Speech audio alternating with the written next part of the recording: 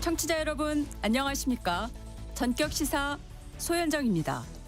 조태용 전 국가정보원장이 오늘 새벽 구속됐습니다. 조 전 원장은 비상계엄 선포 계획을 알고도 국회에 알리지 않았다는 직무유기 혐의를 받고 있습니다. 검찰의 대장동 항소 포기와 관련해 어제 국회 법사위가 열렸는데 여야는 고성을 주고받다 1시간이 채 되지 않아 정회했습니다. 법사위는 오늘 오후 또 열리는데요. 정성호 법무부 장관 출석이 예정돼 있어 또 한 번 여야의 충돌이 예상됩니다. 국회 법사위원인 신동욱 국민의힘 최고위원과 이야기 나눠보고요.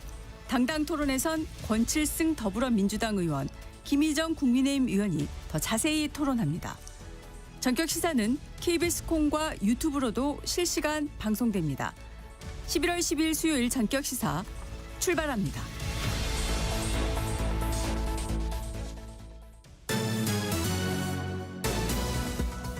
뉴스 브리핑 시작합니다. 한국경제신문 최영찬 기자, 안녕하세요. 안녕하십니까? 네.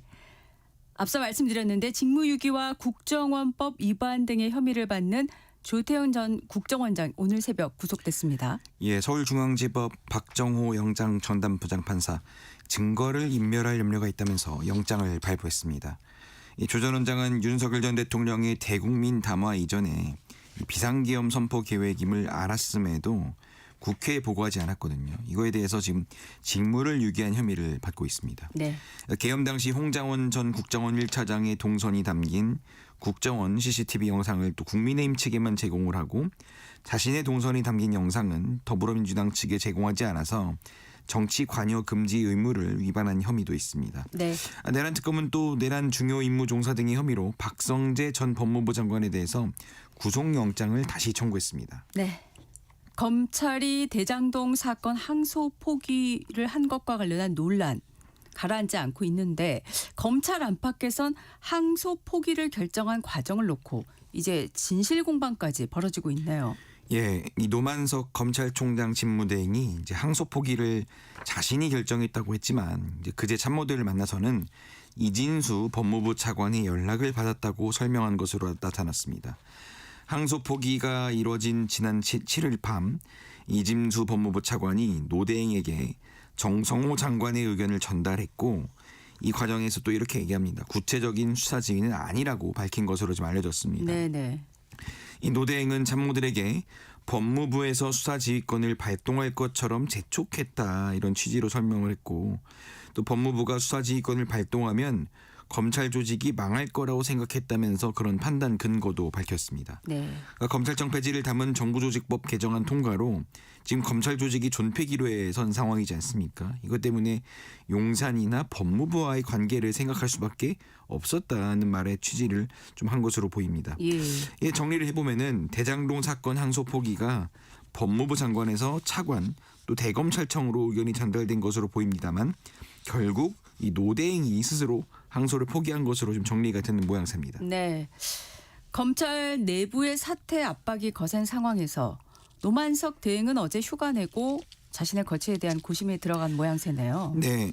노만석 검찰총장 대행 지금 휴가를 내고 출근을 어제 하지 않았습니다. 네. 대검 평검사와 또 일선 검사장들에 이어서 총장의 바로 옆 참모들인 대검 검사장들까지 지금 구성원들이 납득하지 못하고 있으니까 좀 용퇴를 해달라 이렇게 좀 요청을 했거든요. 네. 이거 지금 영향을 준 것으로 보입니다.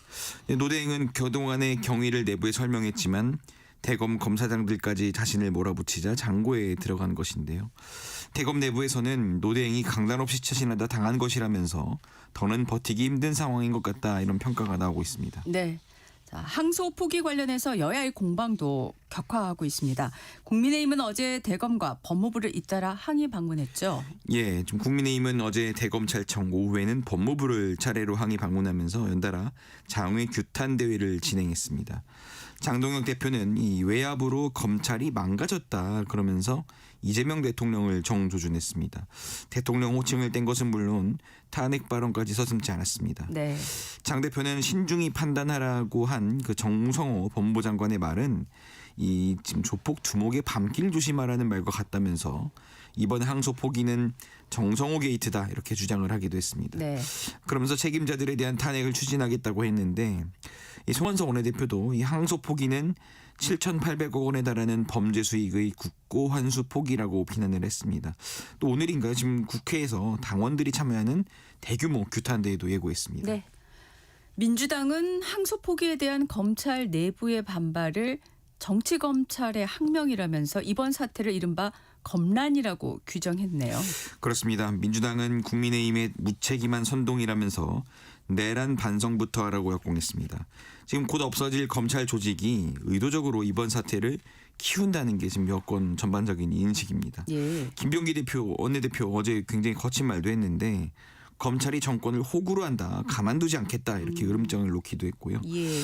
지금 집단 항명한 검사들은 강력한 조치가 필요하다고 직격을 하기도 했죠. 네. 민주당 일각에서는 이 검찰을 해체할 때까지 이렇게 방치해서는 안 된다. 대통령실 민정수석실이 나서서 공직기강 회의에 대해 감찰해야 한다 이렇게 강경한 목소리도 나오고 있습니다. 네. 12.3 비상계엄 당시 공직자들이 불법 행위에 가담하진 않았는지 정부가 직접 조사에 나서기로 했습니다. 네, 김민석 국무총리가 이 TF를 제안했는데 네. 이 재판과 수사가 길어지면서 내란 극복이 지지부진하다면서 헌법 존중 정부 혁신 TF 구성을 제안한 겁니다. 이재명 대통령이 되게 좋은 생각이라고 하면서 특검에 의존할 게 아니라 독자적으로 해야 될 일 같다 곧바로 화답했습니다. 네. 이 비상계엄에 일조했지만 특검 수사 대상에 포함되지 않은 이 고위공직자들이 있는데 이들을 조사해서 승진 등에서 특혜를 누리는 일을 막겠다는 취지입니다. 대통령실 관계자는 정부 출범 초기에도 누가 내란에 협조했는지 알 수가 없어서 인사 절차가 늦어졌다 그렇게 말했는데 이 당초 내란 특검 수사 결과를 바탕으로 조사에 나설 계획이었다고 밝혔습니다. 네. 자, 조사 대상 어느 정도 범위가 될까요? 예, 국무총리실이 이제 49개 전체 중앙행정기관을 대상으로 석 달 동안 조사를 진행할 예정입니다. 네. 특히 이제 주목되는 기관이 군, 검찰, 경찰 같은 이런 권력기관이고 또 총리실이나 법무부, 행정안전부 등이 이제 가담 의혹이 여러 차례 제기된 12개의 기관을 중심으로 집중 점검할 예정입니다. 다만 이제 감사원이나 국가정보원, 경호처 등이 대통령 직속 기관은 이번 조사 대상에서 제외됐습니다. 정부는 기관별로 내년 1월 말까지 자체 조사를 진행하고 이 결과를 2월 중에 개별 공무원들의 인사 절차에 반영하기로 했습니다. 네. 이재명 대통령이 주식 장기 투자자 가운데 대주주가 아닌 일반 투자자에게 세제 혜택을 주는 방안을 검토하라고 지시했습니다. 어제 국무회의에서 이 같은 지시가 내려왔는데요. 그러니까 이 대통령이 이렇게 얘기합니다. 우리나라는 장기 투자자에 대한 세제 혜택이 충분한가 이렇게 질문을 던지자 구윤철 경제부총리가 많이 부족하다고 답했는데요. 네. 이 대통령은 일반 투자자에게 장기 투자 혜택을 주는 방식으로 세부적으로 잘 해달라고 주문했습니다. 다만 대주주는 경영권 확보를 위해 원래 갖고 있는 것인데 네네. 혜택을 주면 이 부자 감세 논란이 있을 수 있다면서 그것은 일반 투자자와 분리해야 한다고 했습니다. 네. 자, 정부가 대통령 지시에 검토 작업에 착수했죠. 그렇습니다. 국내 주식 장기 보유 투자자에 대한 세제 혜택 마련을 검토하기 시작했습니다. 이미 소액주주에게는 양도소득세를 물리지 않는 등 적지 않은 혜택이 존재하는 게 좀 고민거리인데 이 개인 종합자산관리계좌 ISA라고 했죠. 네. 이 ISA 비과세 한도를 높이는 방안 등이 현실적인 대안으로 거론되고 있습니다. 네. 현재 ISA 계좌는 만 3년을 유지하면 200만 원까지 이제 비과세가 되고 네. 이를 초과하는 수익은 그 9% 분리과세 되는데 이거 한도를 좀 올리는 방안이 거론되고 있습니다. 네. 자, 엿새 전 붕괴 사고가 발생한 울산 화력발전소에서 어제 매몰자 구조를 막고 있던 타워 2기를 발파 해체했는데 밤샘 구조 작업 끝에 2명의 매몰자 시신이 발견됐네요. 그렇습니다. 울산 화력발전소 붕괴 사고 현장에서 밤사이 매몰자 일단 한 명의 시신이 수습된 데 이어서 네. 오늘 새벽에 또 다른 남성 작업자의 시신이 추가로 발견됐습니다. 네. 이 소방 당국은 어젯밤 10시 14분쯤 보일러 타워 5호기 잔해 속에서 60대 남성 작업자의 시신을 수습했고요. 오늘 새벽 5시 19분에는 신원이 확인되지 않은 남성 한 명이 추가로 발견됐다고 밝혔습니다. 네. 이로써 이번 붕괴 사고로 인한 사망자는 5명으로 늘었고요. 구조당국은 남은 2명의 매몰자를 찾기 위해서 70여 명의 구조 인력을 투입해 지금 계속 24시간 교대로 수색을 이어가고 있습니다. 네. 참고로 수방당국은 어제 울산 화력발전소 4호기와 6호기 보일러 타워를 폭발했는데요. 네. 이를 타워로 5호기 붕괴 사고에 좀 구조 수색이 지연되가 있었건데 이 때문에 이제 소방 당국은 방해가 된 2개 타워를 폭파해 치웠습니다. 네. 뉴스브리핑 오늘 여기까지 듣겠습니다. 한국경제신문 최영창 기자였습니다. 고맙습니다. 감사합니다. 전격시사 듣고 계신 지금 시각은 7시 15분입니다. 이어서 교통정보 전해드립니다. 네, 이 시간 교통정보입니다. 상습 정체 구간 중심으로 고속도로 출근 정체 빠르게 늘고 있는데요. 여기에 사고와 고장난 차 등 돌발 구간이 있어서 주의가 필요합니다. 영동고속도로 강릉 방향 서창에서 월고 사이 주춤하다가 안산 분기점 4차로에 고장난 화물차가 서 있습니다. 서안산 나드목부터 3km 구간 크게 답답하고요. 이후 동군포에서 부곡, 용인에서 양지 터널 쪽으로 속도 떨어지고 수도권 제1순환선 경기 서부 권 상습 정체 구간이죠. 일산에서 판교 쪽 계양 나들목부터 송내까지는 6km 구간 정체 굳어져 있습니다. 다시 장수와 시흥, 하기 분기점 일대로 구리에서 판교 쪽은 남양주를 중심으로 차가 부쩍 늘고 있고요. 경부고속도로 서울 방향 수원 부근과 신갈, 달래내부터 반포 쪽으로도 지체 서행합니다. 지금 서울시내는 공항 쪽 올림픽대로 행주대교 부근 3차로에서 추돌 사고 처리 중입니다. KBS 교통정보센터에서 공인혜였습니다.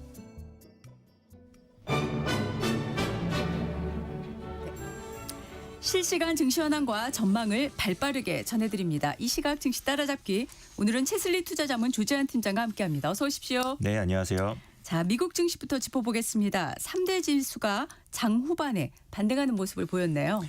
예, 다우나 S&P 500, 나스닥 모두 장 후반에 오르는 모습을 보였는데요. 네. 이번 반등 핵심 동력은 결국 미국 사상 최장기 셧다운이 조만간 종료될 것이라는 기대감입니다. 네. 이 상원의 임시 예산안 통과로 연방 정부 재개가 현실화된 상황입니다. 네. 예, 투자자들은 아무래도 데이터 공백 해소 그리고 향후 연준의 향후 통화 정책 방향을 확인할 수 있다는 점에 주목한 것 같습니다. S&P 500은 약 365개 종목이 상승을 했고요. 다우지수는 1.2% 올랐습니다. 특히 경제 바로미터로 불리는 페덱스가 실적 개선 전망을 내놓으면서 5.5% 급등한 267달러를 기록했습니다. 예. 반면 엔비디아는 손정희 회장의 소프트뱅크가 지분 전량을 매각하면서 3% 하락했습니다. 네. 채권 시장은 베테랑스 데이로 휴장했는데 채권 선물은 상승을 하고 달러는 약세를 보이는 하루였습니다. 이 민간 ADP 고용 데이터가 둔화를 시사하면서 노동시장 냉각이 반등의 또 다른 배경이 되었습니다. 시장 참가자들은 공식 경제지표의 재개를 연준 정책의 핵심 변수로 보고 있는 상황입니다. 네. 미국 연방정부의 셧다운이 해제되면 주식시장에 어떤 영향을 미치게 될까요? 예, 아무래도 그동안 발표되고 있지 않던 경제 지표들이 나오는 겁니다. 네. 지금 해결되어가는 일정이 2013년의 셧다운 사례와 유사한데요. 당시에도 업무 재개 후 5일 만에 고용 보고서가 발표가 되었습니다. 이번에도 비슷한 수순으로 진행될 가능성이 높습니다. 가장 먼저 10월 3일에 발표 예정이던 9월 고용 지표가 곧 공개될 것으로 전망됩니다. 시카고 연은은 9월 실업률이 4.35%, 10월 실업률 4.36%를 추정하고 있습니다. 네. 과거 셧다운 종료 이후에 주식시장 흐름은 어땠습니까? 예, 역사적으로 셧다운이 끝난 후 한 달간 S&P 500은 평균 2.3% 상승했습니다. 현재 지수에 단순 적용하면 12월 중순쯤에 약 7,000선에 도달할 것으로 보고 있습니다. 예. 이 데이터 발표 재개는 연준의 금리 인하 기대를 강화할 가능성이 있고요. 네. 이번 JP 모건은 이번 조정이 매수 기회라면서 전술적 강세 유지를 선언을 했습니다. 또한 정부 재개는 GDP 성장률 전망을 끌어올리고 시장 유동성을 공급하는 효과도 예상이 됩니다. 네. 이에 따라서 연말 랠리에 대한 낙관론이 강화되고 있습니다. 미국 기업들의 실적 그리고 경기 체감도는 어떨까요? 이번 실적 시즌에서 기업들이 경기 둔화 이것에 대한 언급 빈도가 2007년 이후 최저치로 나타났습니다. 이 기업 경영진이 여전히 경제 상황에 대한 자신감을 보이고 있음을 의미하는 겁니다. 네. 이 S&P 500은 3년 연속 높은 수익률을 기록하고 있고요. 밸류에이션은 팬데믹 직후 수준까지 상승을 했습니다. 이 나벨리에어 앤 어소시에이츠는 연말 신고가 가능성도 충분하다고 분석을 하고 있습니다. 네. 그리고 UBS 같은 경우는 연준의 완화, 기업 이익, AI 투자 확대가 시장의 3대 축이라면서 강세론을 유지하기도 했습니다. 네. 자, 이번 주 주요 기업들 이슈에서 어떤 내용에 주목을 해야 할까요? 예, 우선 소프트뱅크가 엔비디아 지분 전량을 매각했습니다. 약 58억 달러 수준인데요. 매각 사유는 AI 투자에 대한 재원 확보가 목적이었다고 밝혔습니다. 예. 그리고 마이크로소프트는 포르투갈 해안에 100억 달러 규모의 AI 데이터 센터 건설을 발표했습니다. 네. 이 마지막으로 메타의 왓츠앱은 유럽연합 EU의 콘텐츠 규제 강화 대상에 포함이 되었다는 소식입니다. 네. 자, 어제 코스피는 4,200선을 목전에 두고 상승폭을 반납했어요.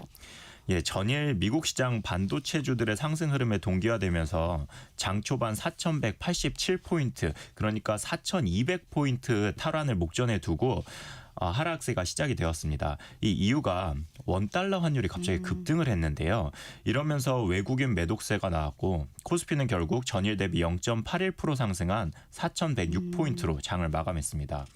이 미국의 셧다운 종료가 될 기미가 보이고 이런 리스크가 없어지는 가운데 갑자기 다른 상승 동력이 없는 상태에서 환율이 급등을 해버리니까 외국인들의 차익 실현 매물이 나오면서 상승폭을 반납한 겁니다. 네. 코스닥은 오후장에 하락 전환하면서 0.46% 내린 884포인트를 기록했습니다. 네. 코스피 대표 종목인 삼성전자 좀 보겠습니다. 미국의 대형 투자은행 모건 스탠리가 삼성전자 목표 주가를 크게 올렸네요. 예, 코스피가 2,500, 2,600 이 박스권에서 횡보할 때 코스피 5천에 대한 이야기가 나오면서 많은 사람들이 이게 가능한 숫자인가 이야기를 했었는데요. 예. 이것과 비슷한 느낌의 보고서가 나온 겁니다. 모건 스탠리는 삼성전자의 주가가 17만 5천 원까지 오를 수 있다는 보고서를 냈습니다. 더불어 이번 슈퍼사이클로 메모리 반도체 호황이 지속되며 2027년에 정점에 도달할 것이라고 분석했습니다. 네. 게다가 한국 반도체 산업에 대해서 시장 평균 수준으로 평가하던 것을 매력적인 산업군으로 상향 조정했습니다. 전망치가 굉장히 장밋빛인데요. 네. 작년에 반도체 겨울이 온다는 보고서를 냈던 모건 스탠리인데 1년 만에 이렇게 전망이 달라진 이유가 뭘까요?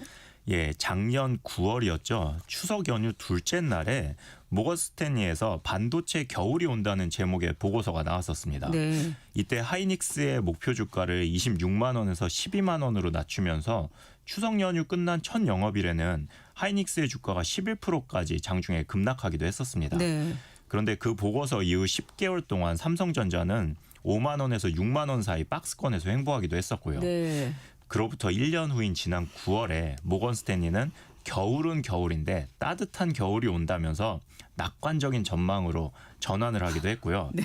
이번에는 메모리 가격 상승은 미지의 영역이다. 그리고 삼성전자가 실적 전망치 상향 조정에서도 하이닉스보다 앞서 나갈 것으로 선호도가 높다고 평가했습니다. 네. 자, 반도체 수출입 현황도 좋은 상황이죠. 예, 맞습니다. 11월 1일부터 10월까지의 수출 잠정치가 발표되었습니다. 전년 동기 대비 6.4% 증가를 했는데 네. 반도체의 경우 17.7% 증가세를 보이고 있습니다. 이 지금과 같은 고환율 상황에서는 그 수혜를 받는 수출 대형주들의 관심을 가져보시는 것도 좋은 투자 방법입니다. 네. 자, 우리 제조업의 또 다른 한 축인 자동차 수출도 호조세가 계속되고 있네요. 예, 승용차 쪽도 16.2% 수출이 증가를 했습니다. 환율이 1% 오를 때마다 현대차의 영업이익은 3.3%가 증가하고요. 기아의 영업이익은 3.4%가 늘어납니다. 네. 지금 한국산 자동차에 15% 관세가 부과될 것으로 예정돼 있는데요. 네네. 이런 고환율로 인해서 관세 부담을 일정 부분 상쇄할 수 있다는 부분도 참고하시면 좋겠습니다. 네.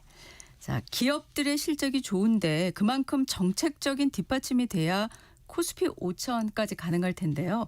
어제 이와 관련해서 좋은 뉴스가 많았네요.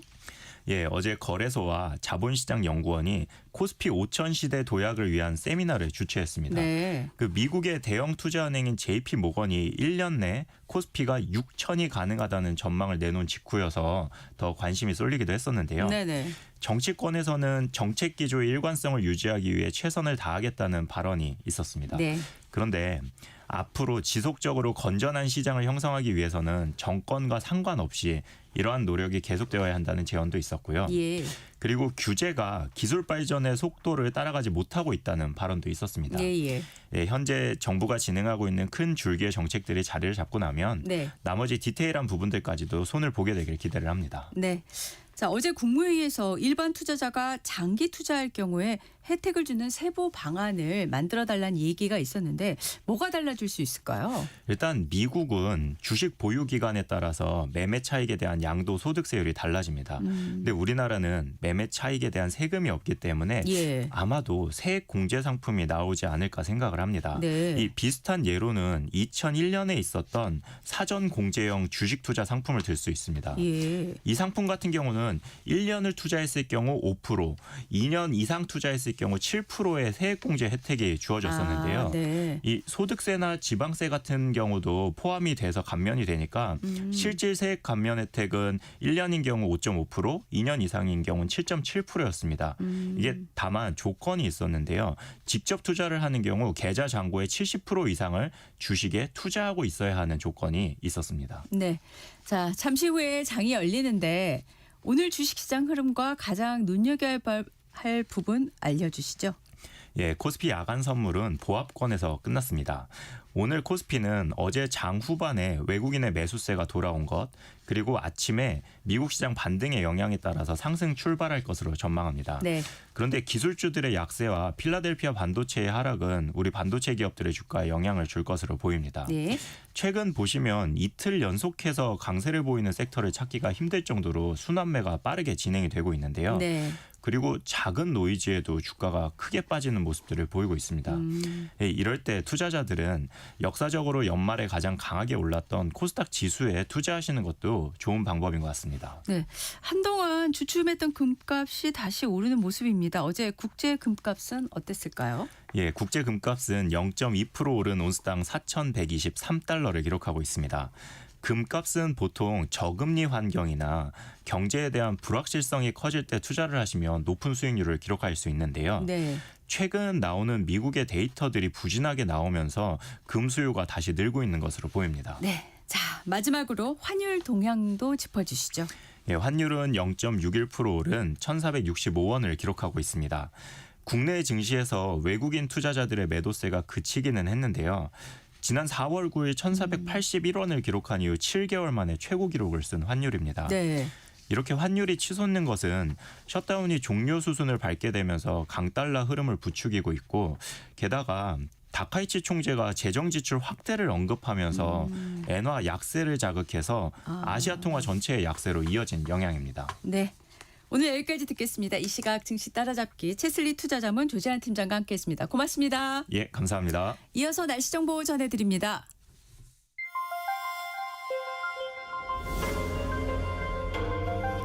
KBS 1라디오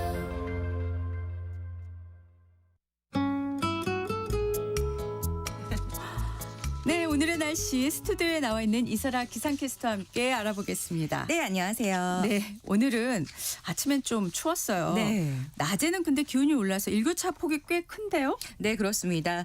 오늘은 내륙을 중심으로 아침과 낮과 밤의 기온차가 무려 20도 가까이나 벌어지는 곳도 있겠습니다. 20도요? 네, 아침에는 강원도 횡성군 둔내면 영하 4.5, 경북 봉화가 영하 3.3, 전북 장수가 영하 2.1도 등 중부 내륙 산지와 남부 지방 높은 산지는 영하로 내려간 곳이 있는데요. 네. 하지만 낮 동안에는 서울이 16도, 청주와 대전이 17, 강릉과 광주가 18, 부산은 20도로 어제보다 1도에서 3도 정도 높겠습니다. 네. 오늘은 전국이 대체로 맑겠고요. 제주도는 흐린 날씨를 보이겠습니다. 당분간 별다른 비 소식 없이 대체로 맑은 날씨가 계속되겠습니다. 네. 자, 대학 수학능력 시험일이 하루 앞으로 다가왔습니다. 네. 최근 들어서는 수능 한파가 있는 해가 점점 드물어지는 것 같아요. 네, 수능 한파는 수능일이 다가오면서 갑작스럽게 날씨가 추워진다는 속설입니다.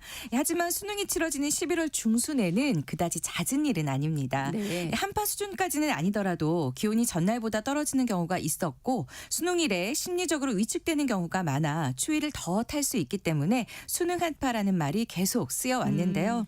수능이 처음 치러진 1993년 이후 가장 추웠던 수능일은 1998년 11월 18일이었습니다.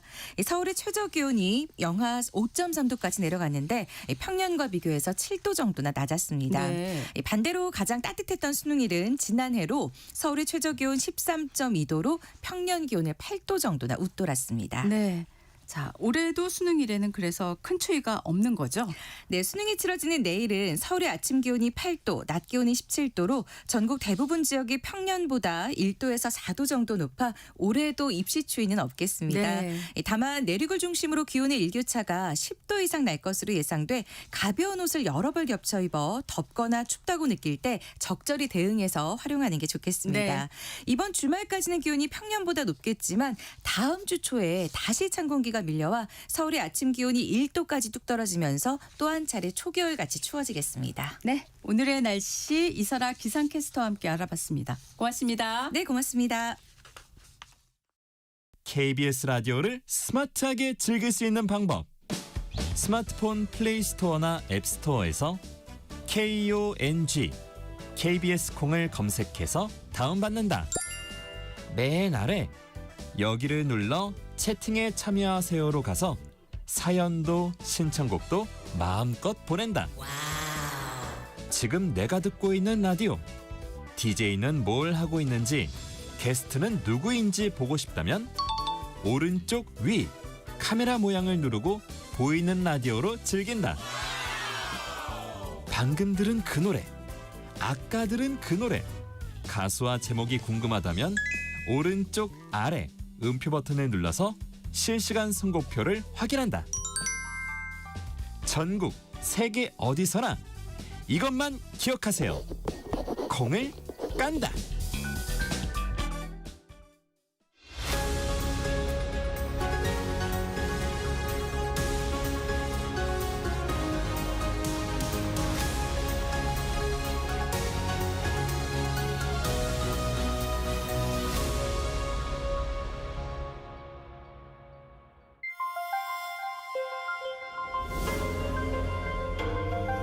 KBS 1라디오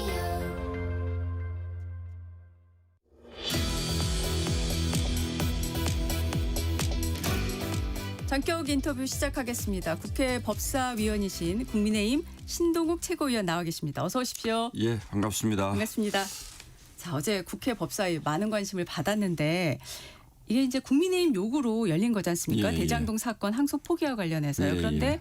의사진행 발언에서 충돌을 좀 빚다가 예. 1시간도 안 돼서 정회하다가 끝났어요. 예상을 하셨습니까? 그러니까 정인들 저희가 요구한 정인들이 있었는데 아무도 안 불러줬으니까 뭐 네. 당연히 그렇게 될 거라고 생각을 했는데 네네. 저는 민주당이 왜 이걸 피하는지 잘 이해를 못 하겠어요. 뭐 정치적 뭐 수사로 제가 현안 질의 피하는 자가 범인이다 뭐 이런 표현을 쓰긴 했습니다만 네네네. 민주당 의원님들은 두 가지 말씀을 하시더라고요. 하나는 이거는 부를 필요가 국회에서 질의를 할 필요가 없는 사안이다. 검찰이 선택한 것이기 때문에 네네. 왜 이걸 국회에서 따져 물어야 되냐. 저는 그 말이 도무지 이해가 되지 않고 또 한 가지 주장은 네. 마치 국회의원들이 그 대장동 공범들의 변호인인 것처럼 검찰의 수사가 조작된 수사이기 때문에 수사 자체가 잘못된 것이기 때문에 국회에서 물어볼 필요가 없다. 근데 둘 다 저는 사실 납득은 잘 안 갑니다. 이런 논리로 국회 현안 질의조차도 할 필요가 없다라고 말씀을 하시는 것이 그래서 이런저런 핑계를 대면서 어제 오후 4시 반에 사실은 회의가 시작이 됐는데 네. 정인이 없었으니까 현안 질의 자체는 애당초 안 된 것이고 네네. 그러면 앞으로 우리가 오늘 이제 예산안 관련된 질의가 있기 때문에 네네. 정인을 앞으로 어떻게 불러서 현안 질의를 어떻게 할 것인가에 대한 논의를 하자 그랬는데도 그것조차도 필요가 없다라고 계속 얘기를 하시니까 네네. 저희로서는 참 답답한 것이고 이게 국민들이 궁금한 게 굉장히 많잖아요. 네. 근데 뭐 국민들이 검찰 가서 물어볼 수도 없는 거고 법원 가서 물어볼 수도 없는 그 궁금증을 대신하는 것이 바로 국회다. 국회가 뭐 진실을 다 밝히지 못하더라도 우리가 적어도 이렇게 언론의 관심을 받고 있는 사건이 있으면 국회가 당연히 물어봐야 된다는 것은 저희 주장이었는데 네네. 민주당은 그럴 필요가 없다라고 하는 것이 왜 이걸 피할까라는 생각이 자꾸 드는 것이죠. 네.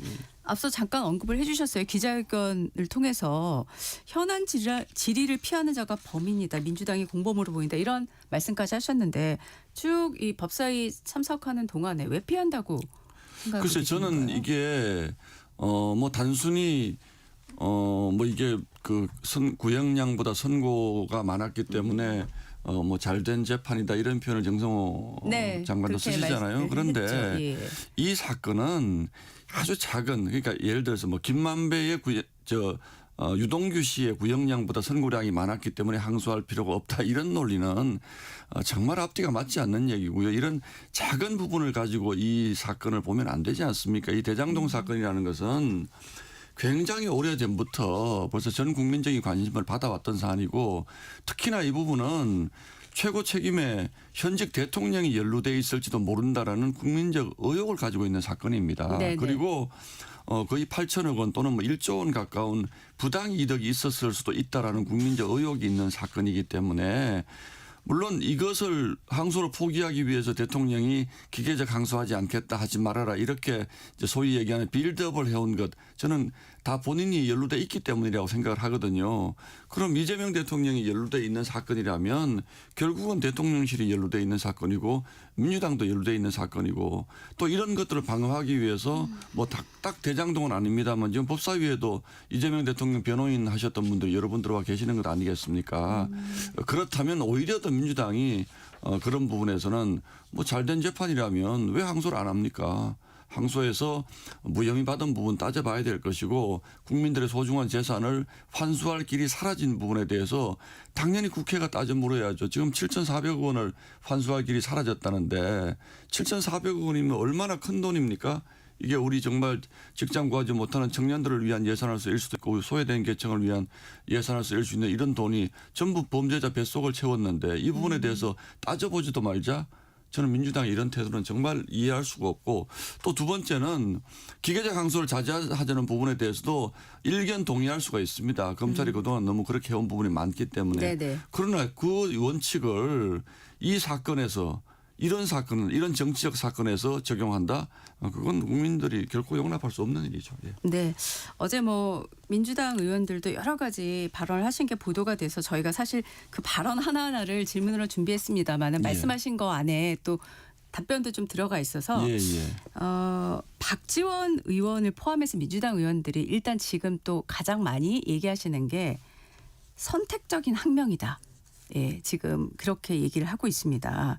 박지원 의원 같은 경우는 선택적 항명 검사들을 내란 세력이라고 표현을 하면서 비판을 하고 있는데 어떻게 보십니까? 그러니까 그 선택적 항명. 네. 윤석열 대통령 적시한고 포기했을 때는 왜 아무 말 하지 않은 네. 이 얘기잖아요. 예. 저는 전형적인 물타기입니다. 예를 들어서 그 부분에 대해서 제가 평가를 하자면 상당히 길어지는데 네네. 그래서 얘기하지 않겠습니다. 그 부분에 대해서 잘못됐을 수도 있다라고 하더라도 그러나 그때 그 잘못된 것을 항의하지 않았기 때문에 이것도 하지 말아라고 하는 것. 그게 바로 전형적인 정치적 물타기거든요. 네네. 그 부분은 그 부분대로 따져 물으시면 네. 그것도 국회에서 네네. 답변할 책임이 있는 사람들이 답변하면 되는 것이고 예. 그러나 이거는 전혀 별개의 문제인 것입니다. 그러니까 네. 네네. 민주당이 지금 검찰을 집중 공격을 하거든요. 그러니까 검찰이 과거에 너희들이 정치적 이유에 따라서 수사 엉터리로 한 거 얼마나 많냐. 너희들이 정치적 이유로 항소하지 않은 거 얼마나 많니. 포기한 거 얼마나 많니. 심지어 어제 그 민주당 국회의원들이 우리 장동혁 대표 무슨 뭐 선거법 관련해서 100만 원 받았는데 그거 그 항소하지 않은 것 그것까지도 지적을 하더라고요. 그러니까 그 사건과 이 사건이 비교할 수 있는 사건입니까? 선거법으로 100만 원 받았는데 검찰이 다음에 가봤자 틀림없이 무죄되거나 50만 원 받을 것 같으니까 그건 항소 안 한 거지만 그런 것을 들면서 이 사건을 무슨 안 한 것이 검찰의 무슨 대단한 비리 집단이다. 지금 민주당은 검찰을 어쨌든 비리 집단을 몰고 가야지 그동안 이재명 대통령 관련된 수사를 다 지울 수 있다라고 생각을 하거든요. 예, 예. 그래서 검찰을 해체하겠다는 겁니다. 그러니까 무작정 닥치고 검찰을 공격한다. 이게 민주당의 전략인 것이죠. 알겠습니다. 예. 이번 이제 논란의 핵심 가운데 하나가 이제 권력 핵심부의 개입 여부인데요. 뭐 지금 보도가 계속 나오고 있습니다. 노만석 대행하고 법무부 차관과 관련한 보도가 어제 오늘 또 계속 나오고 있고 해서 아직까지는 누구의 말이 맞는지 아직은 전체 전모를 알 수는 없는데 이런 상황에서 지금 어제 이제 경기 성남 분당 지역구인 김은혜 안철수 의원이 공동으로 기자회견을 하면서 이제 콕 집어서 단군 이래 최대 범죄인 대장동의 공범이 이재명 정부다. 라고 얘기를 했고요. 또 장동혁 대표도 뭐 정성호 게이트라는 명명도 하시고 또 대통령 법무부 장관 탄핵감이다. 대통령 탄핵감이다. 이런 얘기를 하고 있습니다. 근데 이제 아시지만 민주당은 정반대 얘기를 하고 있거든요. 이게 어떤 근거로 그러니까 민주당의 얘기하시는 주장이 겁니까? 앞뒤가 전혀 맞지가 않습니다. 이재명 대통령 스스로 대장동 사업은 단군 일의 최대 치적이라고 했어요. 나는 몰랐다. 그런 그 일테면 정진상이든 이런 사람들이 대장동 일당 향응받고 이건 몰랐다. 네. 다만 이건 굉장히 잘한 사업이다. 이렇게 주장을 하지 않았습니까? 예. 그런데 나중에 보니까 무슨 향응도 받았고 뇌물도 받았고 유동규 씨 같은 경우에 이게 비리로 얼룩져 있다. 그리고 지금 이 1심 그 항소 포기로 인해서 그 치적이었다는 대장동 사업에서 7,400억 원을 회수할 길이 사라진 것이잖아요. 본인의 치적이 지금 비리로 얼룩진 것 아닙니까? 그러면 계속 항소해서 본인의 잘된 부분을 밝히는 게 맞는 것이죠. 민주당 입장에서도 밝히는 게 맞는 것이죠. 김원혜나 안철수 의원이 주장하는 것도 바로 그 점이잖아요. 이재명 대통령이 치적이라고 얘기할 때는 언제고 그 치적이 지금 치적의 그 상당한 그 개발 이익이 범죄자들의 손에 들어간 부분에 대해서 잘못된 것인데 왜 그것을 밝히고 싶어 하지 않느냐라는 문제 제기를 하는 것이지 않습니까? 그래서 그 점에서는 이렇게 무리하게 이런 국민적 비판이 들끓는 이럴 만한 정치적 사건을 항소 포기를 강요한 것에 결국은 법무부 장관까지 어쨌든 신중하게 하라라고 하는 그 지침을 준 것은 사실이니까 그 신중히 뭐 언뜻 보더라도 하지 말아라는 뜻이죠. 왜냐하면 검사들이 7분 전까지 가서 항소장 들고 허락해 주세요라고 기다렸는데 신중하게 하세요. 그럼 하지 말아라는 거죠. 그러니까 본인들이 그렇게 잘된 사업이라 해놓은 그 잘된 사업이 이렇게 비리로 얼룩진 사업이라는 것이 확인이 됐다면 끝까지 재판해서 검찰이 끝까지 항소해서 그 나쁜 사람들 벌 줘야 되지 않겠습니까?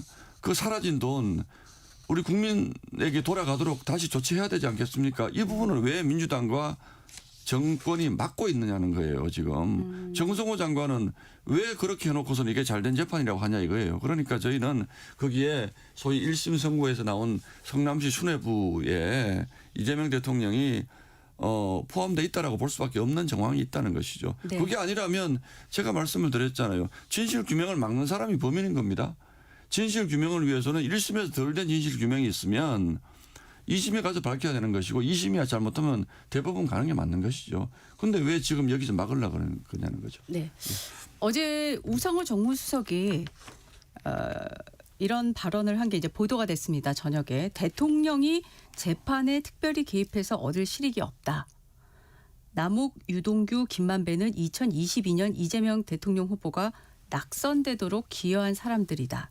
그 사람들에게 도움될 만한 정치 기획을 왜 하느냐. 이렇게 말했습니다. 참 국민들이 들으면 예. 제가 길게 설명하지 않겠습니다. 이 재판이 중단되면 왜 대통령에 이익되는 게 없습니까? 지금 이 정부의 모든 것이 이재명 대통령의 사법 리스크 때문에 그걸 막기 위해서 지금 움직이고 있다는 걸 국민들이 다 잘 아시는 거거든요. 재판이 계속되면 계속될수록 이재명 대통령 연루 부분이 드러날 겁니다. 재판에 검찰이 더 이상 항소하지 않고 검찰이 더 이상 적극적으로 이 부분을 다투지 않으면 네. 이재명 대통령 부분이 묻히는 것이죠. 그리고 지금 이재명 대통령 재판은 중단돼 있지 않습니까? 지금 네네. 특히 여기에서 한 가지만 예를 들면 네. 배임 부분을 인정하지 않았기 때문에 7,400억 원이 범죄자들에게 넘어가게 돼 있는데 우리가 대장동 저수지라는 표현을 흔히 씁니다만 이 대장동에 7,400억 원이 과연 어디가 있는 것인가? 김현지 씨가 지난 국정감사에 공개된 녹취를 보면 지난 선거 과정에서 걔들한테 300억 원 땡겨오면 선거자금 마련하기 위해서 이런 표현을 씁니다. 실제로 이 돈이 대장동 저수지에서 올 것이라는 많은 국민적 의혹이 있지 않습니까? 왜 이재명 대통령이 얻는 이익이 없습니까? 이렇게 하고 배임이 없어지면 이재명 대통령은 적어도 대장동 부분에서는 책임질 일이 없어지는 것이거든요. 그런데 이거를 검찰이 따져보지 않고 여기서 중단을 시킨다는 것이 왜 이재명 대통령에게 뭐 제가 이렇게 길게 설명드리지 않더라도 국민들 다 아실 거요 아마. 예. 네. 있습니다. 많습니다. 네. 예. 계속 관련 보도가 나오고 있고 관련 발언이 있기 때문에 질문을 좀 더 드리겠습니다. 예, 예. 네네. 자, 지금 이런 보도도 나왔습니다. 법무부 차관을 통해서 정성호 장관 의견을 검찰에 전달하면서 수사 지휘는 아니란 점을 명확히 했다고 전해지고 있고요. 그러면서 노대행은 반대 의사를 강하게 주장하지 않았다고 합니다. 그러면서 항소 포기가 이제 노대행이 결정했던 걸로 읽히는데, 그러면서 지금 노대행이 아직 구체적인 입장을 내놓지는 않았잖아요. 그 부분을 국회가 저는 따져봐야 된다고 생각을 합니다. 어쨌든 네네. 정성호 장관이 수사지휘를 못하는 건데 수사지휘했다 그러면 안 되는 거죠. 네. 그러니까 본인은 빠져나가기 위해서 이런 표현을 쓰는 것이고 네. 결국은 이 부분의 키는 노만석 대행이 저는 쥐고 있다라고 보고 있습니다. 그런데 노만석 대행의 그동안 행적을 보면 예. 이분이 도대체 검찰총장인지 뭐 검찰 주사보인지 이게 알 수 없는 행적이 많잖아요 지금. 이 부분이 저는 굉장히 중요한 부분들이고 예, 저는 예. 노만석 대행이 압력받지 않고 이런 일을 했다라고 상상할 수도 없습니다. 지금 노만석 대행 바로 밑에 검사장급의 검사들이 네. 집단적으로 항명을 하고 도대체 이런 결정을 내린 배경을 이해할 수가 없다라고 얘기를 하고 있고 노만석 대행은 이렇게 표현을 했습니다. 법무부와 용산과의 관계를 고려해서 이런 결정을 내렸다라고 본인이 표현을 합니다. 그러면 내가 알아서 그렇게 했다는 것인지 아니면 직접적으로 압력을 받은 것인지 네. 이 부분이 앞으로 굉장히 중요한 부분이 될 겁니다. 네. 대통령실이 압력을 받았다 또는 예. 법무부의 압력을 받았다면 이 부분은 뭐 굉장히 심각한 정권 차원의 문제로 저는 번질 가능성이 있다 그렇게 보는 거죠. 예. 그런데 노만석 대행이 본인도 지금 얘기하기 어렵겠죠. 지금 당장 내가 압력받아서 그렇게 했다라고 얘기할 수 있겠습니까?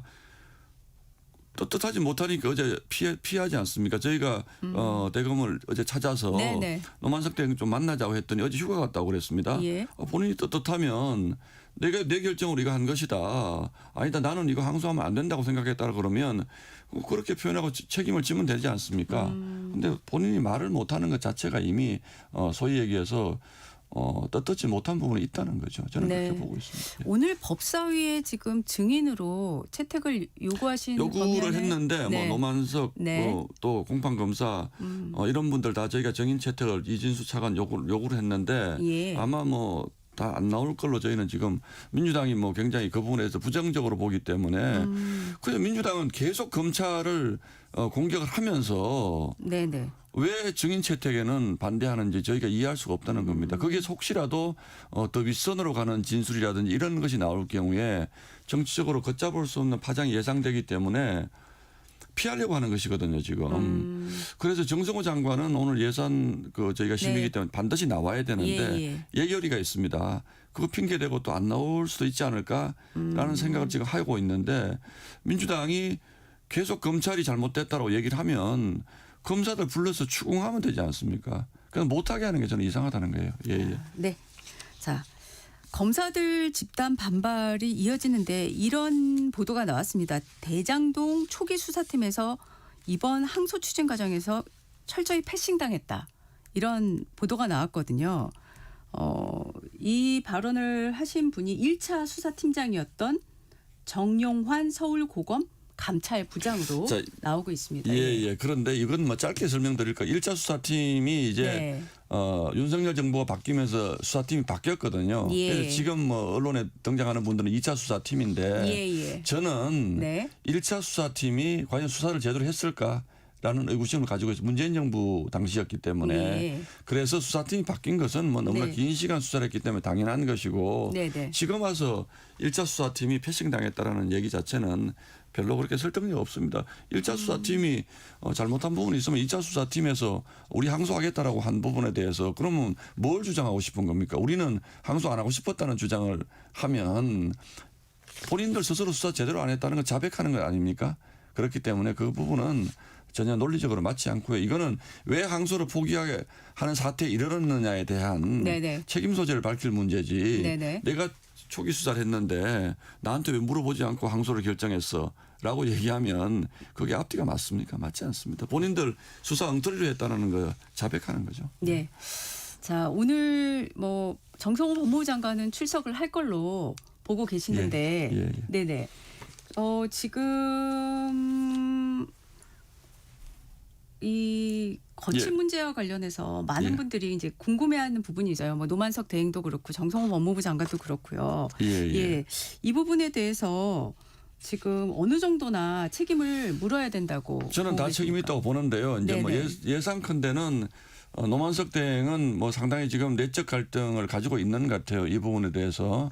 그래서 어제도 휴가를 낸 것 같은데 이제 뭐 이런 거 하나가 있겠죠. 용산 입장에서는 노만석 대행이나 정성호 장관이 책임지고 거기에서 막아라라는 생각을 가지고 있을 테니까 이분들이 실제로 뭐 사표를 낼지 그건 잘 모르겠습니다만 어쨌든 노만석 대행 입장에서는 공격이 본인에게 집중적으로 돌아오는 이런 상황이기 때문에 네네. 저는 진실을 밝혀야 된다. 거치 표명이 문제가 아니고 사표 낸다고 끝나는 게 아니지 않습니까? 네네. 그러니까 이런 중대한 국민적 의구심을 안고 본인이 사퇴를 한다고 한들 그게 앞으로 평온해지겠습니까? 저는 오히려 진실을 밝히고 거기에 따라서 정정당당하게 처신하는 것이 맞다. 저는 그렇게 보고 있습니다. 네. 예. 여야 모두 사실 국정조사는 얘기를 하고 있는데 어제도 만났지만은 별다른 결과물은 없었어요. 그 보는 방향이 좀 다릅니다. 다르니까요. 민주당은 네네. 수사에 대해서 수사의 문제점을 따지겠다는 국정조사를 하겠다는 것이고 네네. 저희는 그거는 수사에 관여하는 것이기 때문에 국정조사 할 수 없습니다. 진행 중인 수사나 재판에 대해서 국회가 관여할 수가 없습니다. 네. 그 국정조사는 국정조사의 취지에 맞지가 않습니다. 저희가 주장하는 것은 네. 검찰을 항소 포기하게 만든 외압의 실체에 대해서 국정조사를 하기 때문에 네. 이것은 할 수가 있는 것입니다. 그런데 민주당이 하고자 하는 국정조사와 저희가 하고자 하는 국정조사의 방향이 다른데 네. 민주당이 하고자 하는 부분은 그 방향의 국정조사 왜 뭐 이렇게 판결을 했느냐 이런 부분을 물어볼 수는 없는 것이죠. 예. 그러니까 저희가 말하는 이 외압을 밝히자라는 이 국정조사는 할 수가 있는데 그 부분은 민주당이 어쩔지 모르겠습니다만 저는 민주당이 뭐 어쨌든 양쪽을 다 다루자는 선에서 수용할 가능성이 있지 않을까라는 생각도 하고 있습니다. 예. 네네네. 지금 뭐 어제 법무부 가시고 검찰 가시고 오늘도 규탄 대회 하시고 여러 가지를 하는데 사실 뭐 탄핵 얘기까지도 꺼내 들고는 있지만 의석수를 보면 현실적으로 좀 현실적으로 하기는 어려운 상황 아닙니까? 그러면 발의는 하겠지만 뭐 네네. 민주당이 통과시켜 줄 수가 없으니까 네네네. 저희가 지금 할 수 있는 것은 이 건만 그런 것이 아니고 모든 건에서 네. 할 수 있는 모든 수단을 다 동원을 해서 국민분들께 이 잘못돼 가고 있는 나라의 실체를 알리고자 하는 것입니다. 저희가 뭐 꼭 이걸 해서 네네. 탄핵을 통과시킬 수 있다라고 생각을 하고 하는 것은 아니고 네네. 물론 뭐 더 바라는 것은 민주당의 네. 양심적인 정치인들이 이 부분에 동의를 해주면 감사하겠습니다만 네네네. 그럴 가능성이 별로 없다고 보기 때문에 저희는 네. 정치적 뭐 어떤 정치적 그 목소리를 내서라도 국민들이 이 잘못돼 가고 있는 나라의 방향에 대해서는 알아주셨으면 좋겠다라는 생각으로 하고 있는 것이죠. 예. 모든 수단에는 장외투쟁도 생각을 장애투쟁도 하십니까? 물론 포함되어 있습니다. 예. 네, 알겠습니다. 예. 자, 이 검찰의 반발을 놓고 이제 보시는 시각이 완전히 다르잖아요. 예. 항명으로 보는 시각이 민주당 시각인데 그런 시각과 기를 같이 하는 걸로 보여집니다.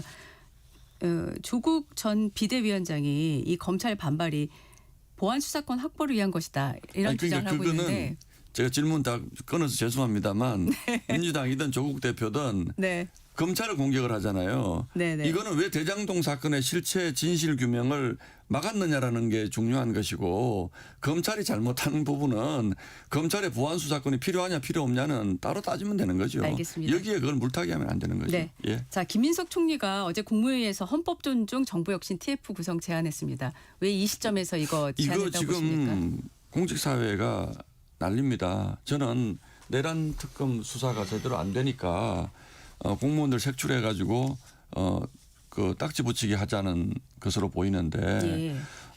지금 이게 정부 안에서 내란에 동조한 세력이 있다. 그러니까 철저히 색출해 내야 된다. 대통령도 아참 그거 잘하는 것이다 이렇게 얘기를 했는데 예. 지금 이것 때문에 공무원들 휴대전화 조사하고 막 그런다는 거 아닙니까? 예, 그렇게 보도가 나오더라고요. 아주 예. 심각한 사생활 침해고 민주국가에서 있을 수 없는 일을 지금 이 정부가 지금 하고 있는 겁니다. 본인들이 무슨 잘못을 하고 있는지 그러면 12.3 계엄 사태 이후 또는 전후에 네. 뭐 어떤 공무원이 자기 개인적인 지인하고 관계에서 네. 야 이건 뭐 계엄 할 만했던 거 아니야? 예를 들어 이런 메시지가 발견이 되면 내란 농조 세력으로 취급하겠다는 거잖아요. 네. 그게 민주주의 국가에서 양심의 자유, 표현의 자유 그것도 아주 내밀한 공개적인 석상에서 발언이 아니라 개인 지인과의 또는 동료와의 문자 메시지에서 그런 표현을 했다고 손 치더라도 그것을 내란 동조 또는 내란 척결이라는 프레임 속에 집어넣어서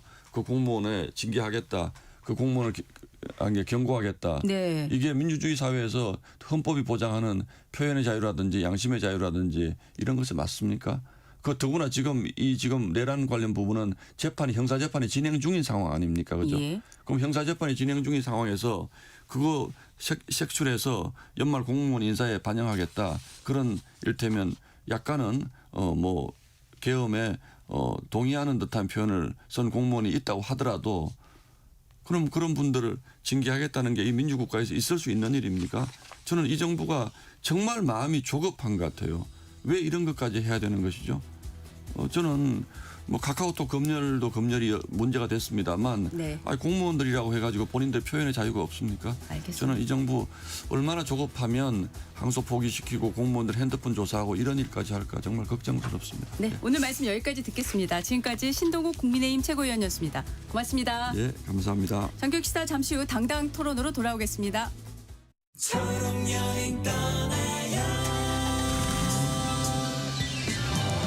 안녕하세요. 엠믹스 혜원입니다. 오늘 사연은 미나님께서 보내주셨어요. 척수장애가 있어 여행을 못 간 지 오래됐는데요. 편의 차량을 이용해 늦가을의 제주도를 마음껏 누리고 왔습니다. 갈대숲이 예쁜 상군부리, 시원한 바람이 부는 샛별오름, 그리고 푸르른 제주의 바다까지. 꿈만 같던 제주 여행, 다음엔 많은 친구들과 함께 다녀오고 싶네요.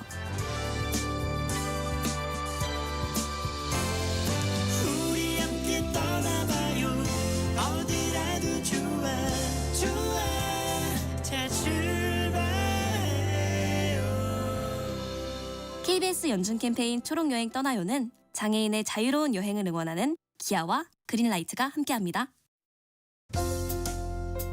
고된 하루의 웃음, 안방 1열의 감동, 가장 필요할 때 여러분 곁에. 이 모두가 시청자 여러분 덕분에 가능했습니다. 방송법 개정에 따라 2025년 11월부터 수신료는 전기요금과 함께 고지됩니다. 수신료 내역은 전기요금 고지서에서 확인하실 수 있습니다. 수신료 문의는 KBS 수신료 콜센터 1588-1801로 연락 주시기 바랍니다. KBS는 언제나 여러분의 소중한 일상과 함께합니다. 수신료의 가치를 실현합니다. 여러분의 KBS.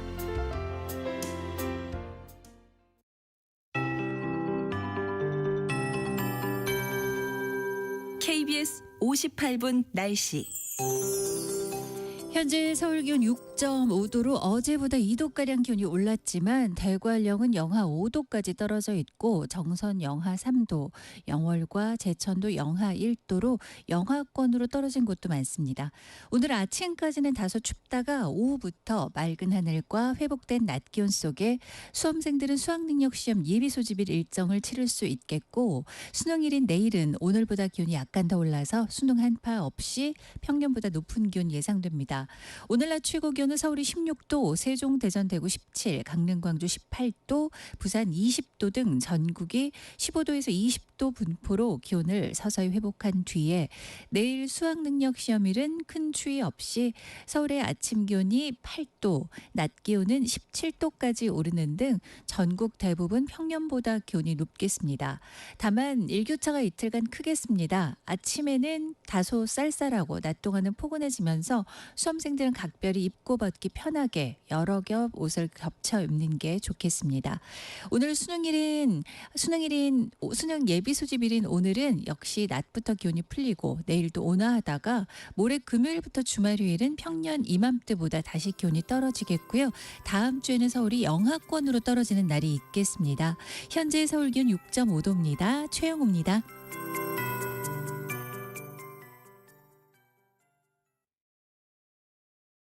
정성을 다하는 국민의 방송 KBS가 8시를 알려드립니다. AM 711kHz, FM 97.3MHz, KBS 1라디오입니다. HLKA.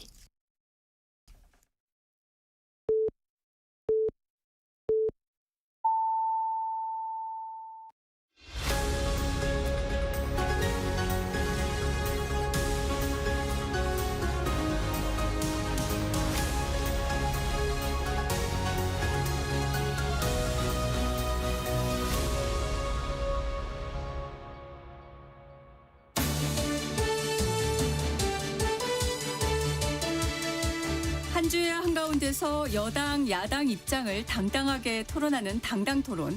권칠승 더불어민주당 의원, 김희정 국민의힘 의원과 함께합니다. 두 분 어서 오십시오. 네, 반갑습니다. 예, 반갑습니다. 반갑습니다. 김희정입니다. 네. 자, 날씨는 생각보다 많이 기온도 떨어지지 않고 뭐 내일 수능일도 괜찮은 날씨인데 이 검찰을 둘러싼 논란, 공방은 정말 뜨겁습니다. 여름 같아요. 네. 자, 이제 그 말씀을 제일 먼저 할게 대장동 사건 항소 포기 관련한 토론인데요. 정성호 법무부 장관이 신중하게 판단하라고 얘기했다. 이렇게 입장을 밝혔는데요. 양당의 해석이 이 발언을 놓고 크게 다릅니다. 두 분 어떻게 생각하시는지 이 질문부터 먼저 드리고 싶습니다. 먼저 권칠승 의원님 얘기해 주시겠습니다. 김희정 의원님 먼저 하시는 게 좋을 것 같은데요. 네. 공격수니까. 할 말씀이 없으세요? 아, 많습니다. 예, 첫 번째 말씀을 바꾸셨어요. 정성호 법무부 장관이. 아는 바 없다라고 입장을 밝혔었거든요. 왜 처음부터 사실대로 말하지 못하고 거짓말했을까요? 본인이 찔렸으니까요. 그래서 아는 바 없다라고 얘기를 했다가 중앙지검장이랑 노만석 검찰총장 권한대행을 통해서 법무부와의 이 상의가 있었다라는 게 밝혀지니까 그제서야 실토를 합니다. 한 번이 아니라 두 번에 걸쳐서 신중하게 검토하라는 뜻을 전달합니다.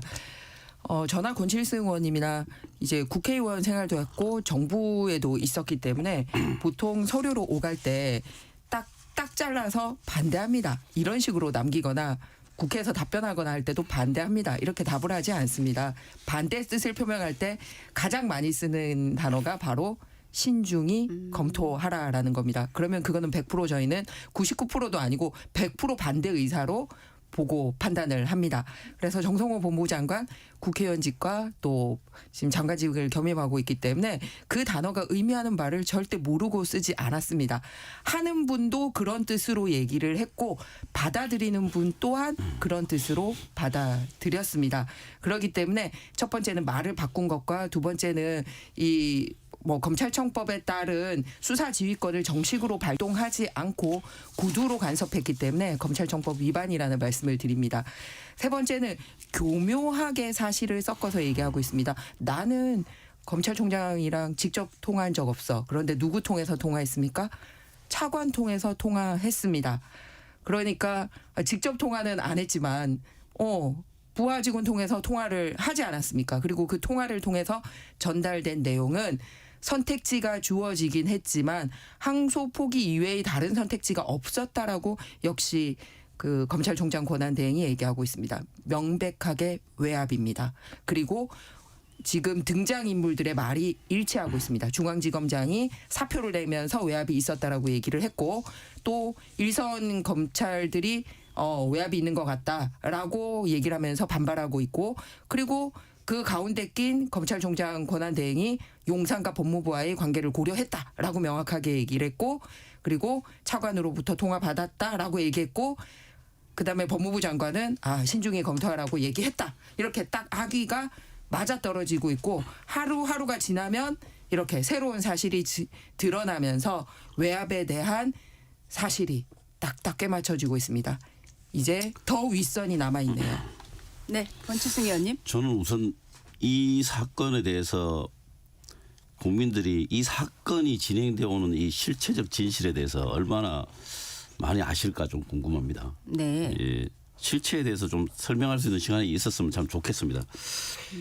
저는 지금 정치 검찰들의 행위가 정말 정치 행위의 끝판왕이라고 생각을 합니다.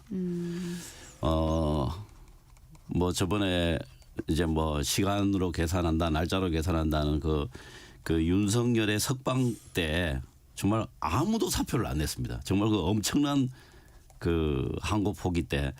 그런데 지금 이 사건에 대해서는 정말 벌떼같이 달려들고 있거든요. 그런데 제가 생각할 때는 왜 이 사건에 대해서 그 항소 포기권에 대해서 이렇게 벌떼같이 달려드는지 기본적으로 잘 이해가 안 됩니다. 왜냐하면 지난 1월에 장동혁 대표가 선거법 위반으로 100만 원 구형을 했었는데 네. 검찰에서 100만 원 구형을 했었는데 실제 무죄가 났습니다. 그런데 검찰에서 항소를 안 했거든요. 그때 조용하게 다 넘어갔습니다. 검찰의 판단이라 생각하고 넘어갔습니다. 그런데 지금 이거는 도대체 무엇을 위해서 왜 항소 안 했냐고 이렇게 대한민국이 온천지 떠드는지 저는 이거라고 생각합니다. 이게 이재명 대통령과 대통령을 엮을 수 있는 일인데 법적으로 항소를 하지 않으면은 이재명 대통령을 이 대장동 사건과 관련해서 좀 프리하게 놔두는 거 아니냐 이런 생각을 가지고 있는 것 같은데 그거는 판결문을 제대로 안 읽어본 겁니다. 그래서 도대체 목적이 뭔지를 잘 모르겠어요. 뭐 때문에 이렇게 그리고 이게 왜 이렇게 커졌는지 그래서 저는 뭐 그런 문제에 대해서 좀 더 봤으면 좋겠다 싶고요. 그다음에 그 신중하게 판단해라라고 하는 게 그 당연한 거 아닙니까? 그럼 경솔하게 판단해라고 하겠습니까? 그 들고 왔는데 주의를 그 전후 사정을 잘 살펴보고 신중하게 판단해라. 이게 그냥 일반적으로 사용하는 말입니다. 대충 알아서 하십시오. 이렇게 할 리가 있겠습니까? 그래서 그런 말 한마디 한마디에 너무 의미를 부여해서 정치적인 공세로 나오는 것 그거에 대해서 좀 유감과 우려를 표합니다. 네. 지금 정치권에 이렇게 공방이 계속되고 있는데 이제 당연히 대통령실의 입장이 궁금한데 대통령실은 공식적인 입장은 내놓지는 않고 있습니다. 이제 관계자로 인용이 돼가지고 보도가 이제 나오고 있는 뿐인데 일단은 나온 보도를 종합하면 전체적인 거는 이번 사안이 대통령실과 무관한 일이다. 지금 이제 이렇게 얘기를 하고 있어요. 그런데 이제 어제죠. 우상호 정무수석이 이제 인터뷰를 하면서 이 항소 포기가 대통령에게 무슨 실익이 있겠느냐 이런 취지로 발언을 했고 또 김병옥 정무 비서관은 예. 네 항명이다 이해할 수가 없다 이렇게 얘기를 했거든요. 자 대통령실 입장은 어떻게 보십니까? 대통령실이 할 말이 많겠죠. 왜 이 판결을 가지고 대통령실한테 입장을 묻고 마치 대통령과 관계가 있는 것처럼 엮어서 공격을 하느냐에 대한 불만이나 또 해명하고 싶은 생각이 아마 꿀뚝 갈 겁니다. 그런데 그 부분에 대해서 이야기를 하기 시작하면 또 말꼬리를 잡고 이야기하고 정쟁의 한가운데 이 대통령실이 연루될 것이 분명하기 때문에 네네. 지금 자제하고 있는 것이라고 봅니다. 자제하고 있는 것이다. 네. 네. 김 의원님은 어떻게 보십니까? 저는 네. 대통령실 그리고 지금 민주당 네. 그리고 정부 고위 관계자들이 대통령을 자꾸 끌고 들어가는데 아주 이 역할들을 하고 있다고 봅니다. 왜냐하면 대장동이 이제 1심 판결이 나면서 전원 법정 구속이 되고 이렇게 중형이 과해지자마자 민주당이 뭘 했습니까? 재판중지법을 들고 나왔습니다. 심지어 이름까지 뭐 국정안정법이니 뭐 헌법수호법이니 하면서 들고 나왔었거든요. 화들짝 놀란 거죠. 대장동 재판과 이 일당들과 본인들과 관계가 없으면 뭐 그렇게까지 그동안 홀딩해뒀던 법에 대해서 확 들고 나옵니까? 그리고 역시 대통령실도 아주 격하게 반응을 합니다. 다른 걸로 구제가 될 수 있는데 본인들하고 대통령실과 상의하지 않고 이렇게 나선 부분이 이제 이 엮는 거라는 걸 대통령실은 아는 거죠. 그러니까 바로 중단하라고 했잖아요. 그래서 이게 무관하다면 대장동 사건과 무관하다면 왜 대장동 1심 판결 끝나자마자 재판중지법 딱 그 한 명을 위한 법이었잖아요. 대통령을 위한 법.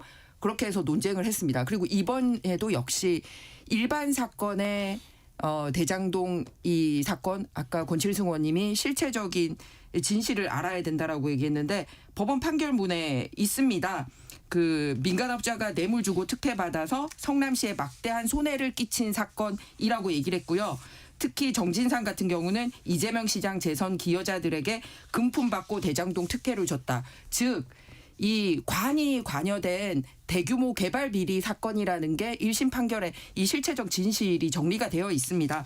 그런데 이게 만약에 대통령실과 무관하고 정치권이 신경을 안 써야 된다라면 왜 대장동 일당들의 벌 받도록 하는데 그 벌 못 받게 하는데 이렇게 법무부 장관도 등장하고 법무부 차관도 등장하고 아니 무슨 이런 거죠? 말씀하십니까? 1심 판결이 제대로 났다면서요. 1심 판결에 예. 형벌에서는 제대로 판결이 났지만 이 뇌물이나 좋습니다. 그 이 이야기도 추징하는 부분에 대해서는 좋습니다. 그 이야기 재판부가 할게요. 예. 계속해서 가야 된다라는 부분을 1심 판결문에 자, 네. 남겨두고 있습니다. 네, 예. 그런데 정말 이렇게 제가 얘기하고 싶은 거는 이재명 대통령이 본인의 치적이라고 얘기했던 부분을 이렇게 더럽힌 놈들이라면 나서가지고 더 벌 줘라고 얘기를 해야 되는데 왜 이렇게 별개인 사건에 온 정부가 나서죠? 그리고 그 부분이 이해가 안 된다라는 겁니다. 그래서 실익이 없다면 왜 그러냐라고 얘기했는데 실익 없는 짓을 왜 이렇게 온 여건이 나서서 하고 있죠? 그다음에 세 번째는 항명이다라고 규정한 부분이 있잖아요. 검찰에 대해서. 네. 그 마치 몇몇 이 검찰 조직이 항명하는 것처럼 이렇게 끌고 가는데 지금 거의 전원이 불만을 하고 있지 않습니까? 더군다나 이 지검장들은요. 25명 중에 16명이 이재명 대통령 시절에 임명한 사람들입니다. 그렇기 때문에 마치 뭐 전 정권 인사가 이 불만이 있는 것처럼 얘기하는 게 맞지 않다. 본인들이 인사를 했다라는 겁니다. 그리고 대통령실은 어떻습니까? 이 지휘 라인에 있는 민정수석실이 이 법무부를 지휘하는 라인이거든요. 업무상 관계가 있는데 네. 거기에 비서관급이 4명 있는데 3명이 이재명 대통령의 변호사 출신입니다. 그리고 2명은 딱 대장동 관련 변호사입니다. 저는 명백하게 이해 충돌의 위치에 있다라고 보여집니다. 또 법무부 장관의 정책보좌관도 대장동 변호사 출신입니다. 알겠습니다. 그렇기 때문에 네. 상당히 그 변호사들에게 이 사건 관련 맡겨놓고 있는 것 자체가 네. 문제가 있다라고 생각합니다. 네. 권 의원님. 좋습니다. 예. 네. 자, 그 국민의힘에서 말이 살살 바뀌고 있어요. 처음에는 이재명 대통령 엮어서 이야기하는 걸로 그렇게 나오다가 지금은 몰수 추징이 안 된다. 그 형벌은 뭐 오히려 더 강하게 특히 주범들에 대해서는 더 강하게 그 이제 선고 내려졌기 때문에 그 부분에 대해서는 이야기가 좀 줄고 몰수 추징에 대한 이야기를 이제 방향을 좀 바꾼 것 같아요. 네. 그런데 몰수 추징과 관련해서 검찰이 기소한 것은 배임이 아닙니다. 배임죄 형법이든 뭐 특가경법이든 배임이 아닙니다.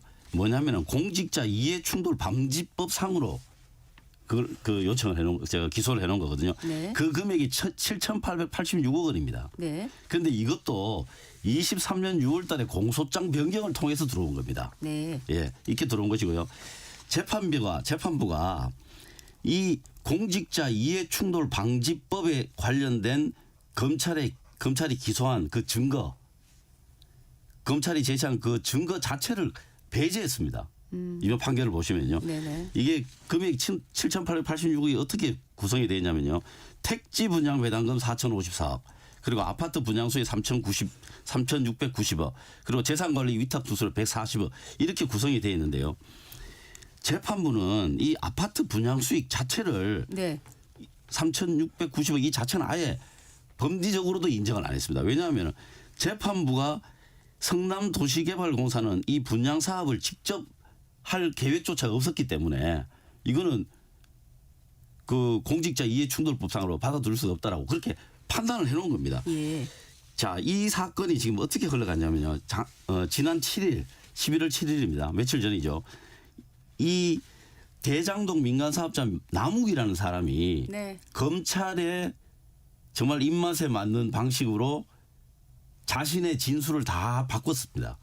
그랬다가 11월 7일 네. 이런 이야기를 뭐 배를 갈라서 장기를 꺼내 볼 수 네. 있다 뭐 이런 이야기 나온 게 이날 아닙니까? 그렇습니다. 그 내용도 정말 충격적이지만 남욱이 이런 말을 했습니다. 내 목을 걸고 거짓말이면 추가 처벌을 받겠다. 왜 허위 조작 수사에 대한 수사가 이루어지지 않는지 모르겠다. 수사가 이루어지면 협조하겠다. 이런 이야기를 했습니다. 그러면서 어떤 이야기를 해야 하냐면요. 검사가 요구하는 답을 하지 않으면 다른 방에서 조사받던 유동규를 데려와서 유동규가 왜 기억하지 못하냐 힐난하고 검사가 압박하여 어쩔 수 없이 그런 것 같다. 그렇게 생각한다. 라고 협조적으로 진술했다. 이제 이런 진술들을 한 겁니다. 그다음에 유동규는 석방된 후에 나는 위로 떠넘겼기 때문에 3년이다. 3년만 살면 된다. 이런 이야기를 주위에 하고 다녔다는 거 아닙니까? 그다음에 당시 이재명 시장을 기소하기 위한 그 수사다. 그리고 그걸 위해서 일단 정진상 실장을 기소해야 한다. 이런 식의 이야기들을 그런 진술들을 나오게 하고 있습니다. 이게 뭐냐면 이거죠. 윤석열 정권의 정치검찰들이 이재명 대표를 겨냥해서 대장동 민간 사업자들을 회유하고 협박했다라고 하는 게 지금 이제 드러나고 있습니다. 네. 만약에 이렇게 드러나면 이게 소위 그 모해 위증의 혐의가 지금 밝혀지고 있는 거거든요. 저는 이거를 모면하기 위해서 검찰이 조직적으로 반발하는 거 아니냐. 네. 저는 오히려 그런 의심을 하고 네, 있습니다. 잠깐 속보를 전해드리고 질문 이어가겠습니다. 지금 12.3 비상계엄 관련 내란 외환 의혹을 수사하고 있는 내란 특검팀이 황교안 전 국무총리에 대한 체포영장 집행에 나섰다는 속보가 들어와 있습니다. 자세한 소식은 이어진 뉴스 시간에 전해드리도록 하겠습니다.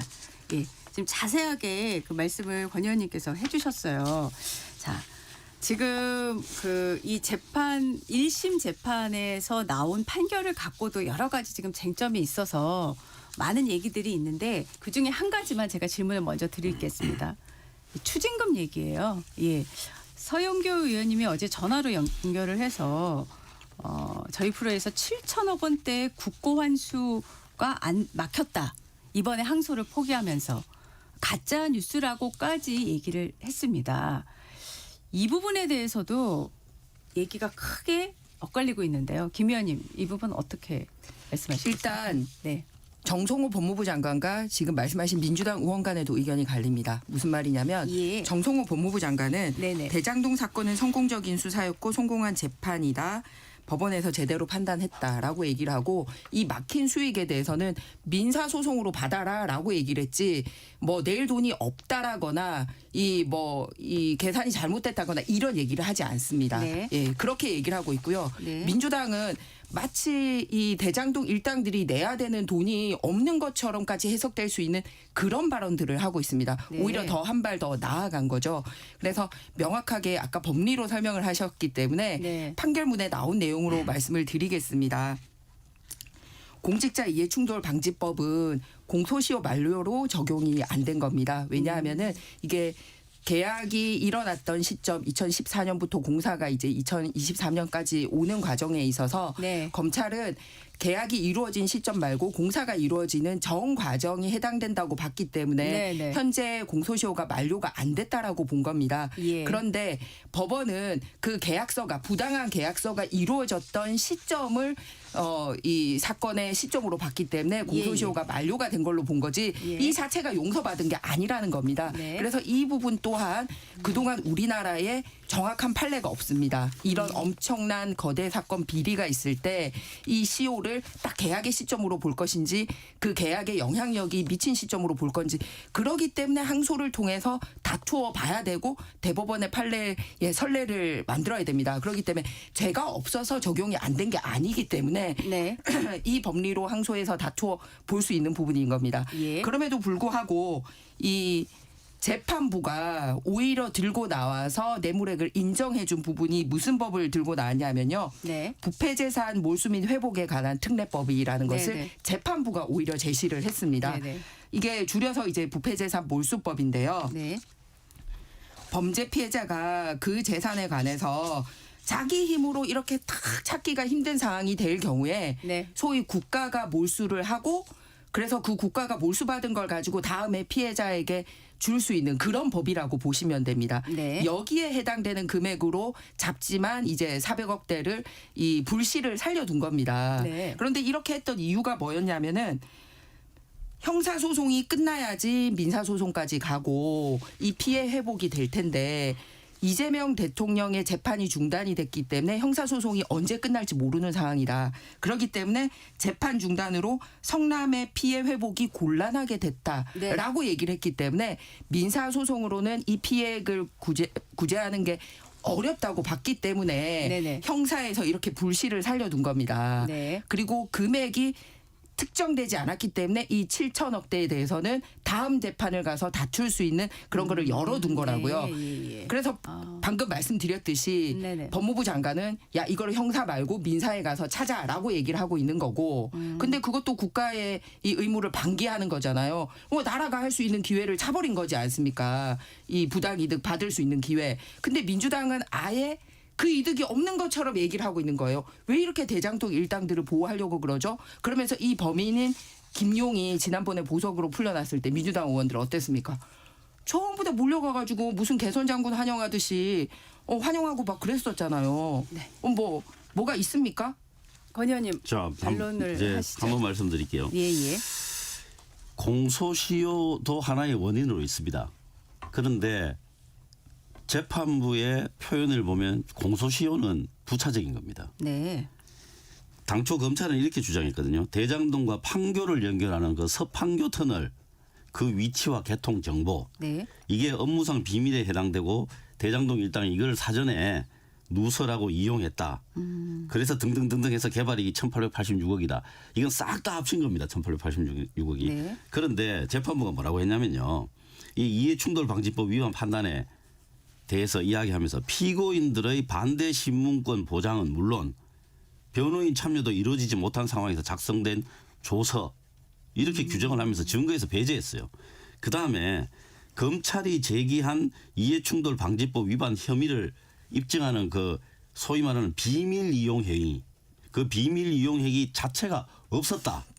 그리고 비밀을 이용했더라도 공소시효가 지났다. 이렇게 판결하고 있습니다. 예. 그 어떤 경우라도 안 된다는 거죠. 그렇기 때문에 그 공소시효가 지났기 때문에 당연히 추징 대상인데 안 된다. 그건 사실과 다른 이야기입니다. 그 공소시효가 지나지 않았더라도 재판부가 인정을 안 하겠다는 입장을 분명히 하고 있습니다. 네. 그다음에 이 이제 그 지금 이 배임이라고 하는 거에 대해서 이야기하고 저는 대장동 일당들이 부당하게 그 뭔가 범죄 수익이 한 게 있으면 당연히 그건 몰수하고 추징을 해야 됩니다. 그거에 반대할 사람 아무도 없습니다. 그런데 한번 이 부분에 대해서 볼 필요가 있습니다. 대장동은 그 사업할 때하고 실제로 분양할 때하고 부동산 경기가 달라져서 차이가 많이 났습니다. 그래서 그거를 사업할 때 금액을 특정할 수 없다라는 것 때문에 특경과 합법에 의한 네. 배임이 아니고 예. 형법에 의한 배임으로 해야 된다라고 하는 게 그 1심 그 판결의 취지이고 그거는 이미 형법 강론같은 다 나오고 있어요. 형법 각칙이라는 책에 2024년 책에 그 나온다는 자료를 제가 봤습니다. 그렇기 때문에 그거에 대해서는 이설이 있을 수가 없고요. 그다음에 지금 전국의 각 그 지방자치단체에서 보면 무슨 관광단지를 만든다든가 뭐 이런 것들 하잖아요. 했는데 나중에 보니까 제대로 그게 예정대로 안 돼서 예상대로 그게 진행이 안 되고 운영이 안 돼서 흉물이 되었다. 이런 게 많잖아요. 그것 다 배임입니다. 그렇게 따지면. 그래서 이런 부분들은 정치적 공세로 할 이야기가 아니고 사실을 근거로 법리와 사실을 근거로 판단해야 된다. 그렇게 봅니다. 네네. 지금 1심 판결을 놓고 굉장히 두 분께서 아주 전문적인 얘기를 조목조목 얘기를 해주셨어요. 자, 시간을 좀 고려해 볼 때 판결과 관련해서 조금 더 하고 싶으신 말씀이 저는 명확하게 있으신가요? 말씀드린 게 네. 이렇게 다투는 거를 2심, 4심 가서 했어야 된다는 얘기입니다. 네. 그런데 그 기회를 원천적으로 정부가 나서서 차단을 했기 때문에 문제라는 겁니다. 왜냐하면 네. 방금 얘기했듯이 서로 다툼의 여지는 있잖아요. 그런데 대장동 일당들이 돈을 먹고 갔다라는 거는 사실이고 그들을 보호하지 않겠다라는 거는 명확하지 않습니까? 그리고 그 돈 뭐 다른 사람이 가져가겠다는 게 아니라 어쨌든 국가와 피해자가 가져가겠다라는 거잖아요. 그 기회를 차단했다라는 게 이번의 핵심입니다. 그런데 왜 그 기회를 차단해요? 누가 차단됐죠? 자, 저는 그게 기회를 이해가 안 돼요. 차단했다라고 김 의원님 말씀하셨는데 권 의원님 네. 기회가 전혀 차단되지 않았죠. 그러면 어떻게 돈을 저 받아낼까요? 예, 좀 말씀 들어보죠. 형사처벌은 정말 주범들에 대해서 그리고 나머지 사람들에 대해서도 검찰이 주장하는 바와 더 이상 혹은 상당 부분 검찰이 주장하는 것과 상당 부분 형사처벌이 이루어졌잖아요. 아니, 돈 받을 기회요. 아니 그러니까요. 이 두 개 아닙니까? 아니, 예. 하나씩, 네. 형사와 네. 민사는 구별되어 있는 거 아닙니까? 우리나라 네. 법 체계 자체가. 예. 그래서 형사 부분에 대해서는 이의가 없다는 걸 분명히 해야 돼요. 우선.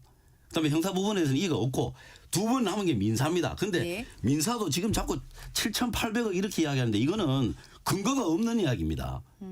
검찰의 주장일 뿐입니다. 7,800원 뭐 8천원이나 못관 몰수 추징이 아닌데 이런 이야기는 정치 선동이라는 거죠. 이번에 법원 판결문에 나오는 네네. 특정된 금액이 있어요. 그게 뭐냐면 최소라고 하는 전제를 네. 붙이면서 네. 1심 판결 재판부가 1,128억 배임죄에 의한 게 네. 이렇게 이야기했습니다. 이렇게 이야기를 해야 이게 합리적인 이야기가 되는 거지. 무조건 뭐 다 지금 그 중에서 이제 400m 한 반 정도가 지금 그 이번에 그 금액으로 나온 거 아닙니까? 예, 그러면 예. 그 나머지 금액에 대해서는 어떤 방식으로 할 수 있느냐? 네. 민사적으로 한다. 이거에 대해서 민사적으로 하면 어떻게 하는 게 맞느냐? 이렇게 가는 게 맞죠. 자, 2심 간다고 하면 보통 보면은 2심은 1심보다 더 낮게 때리잖아요. 네네.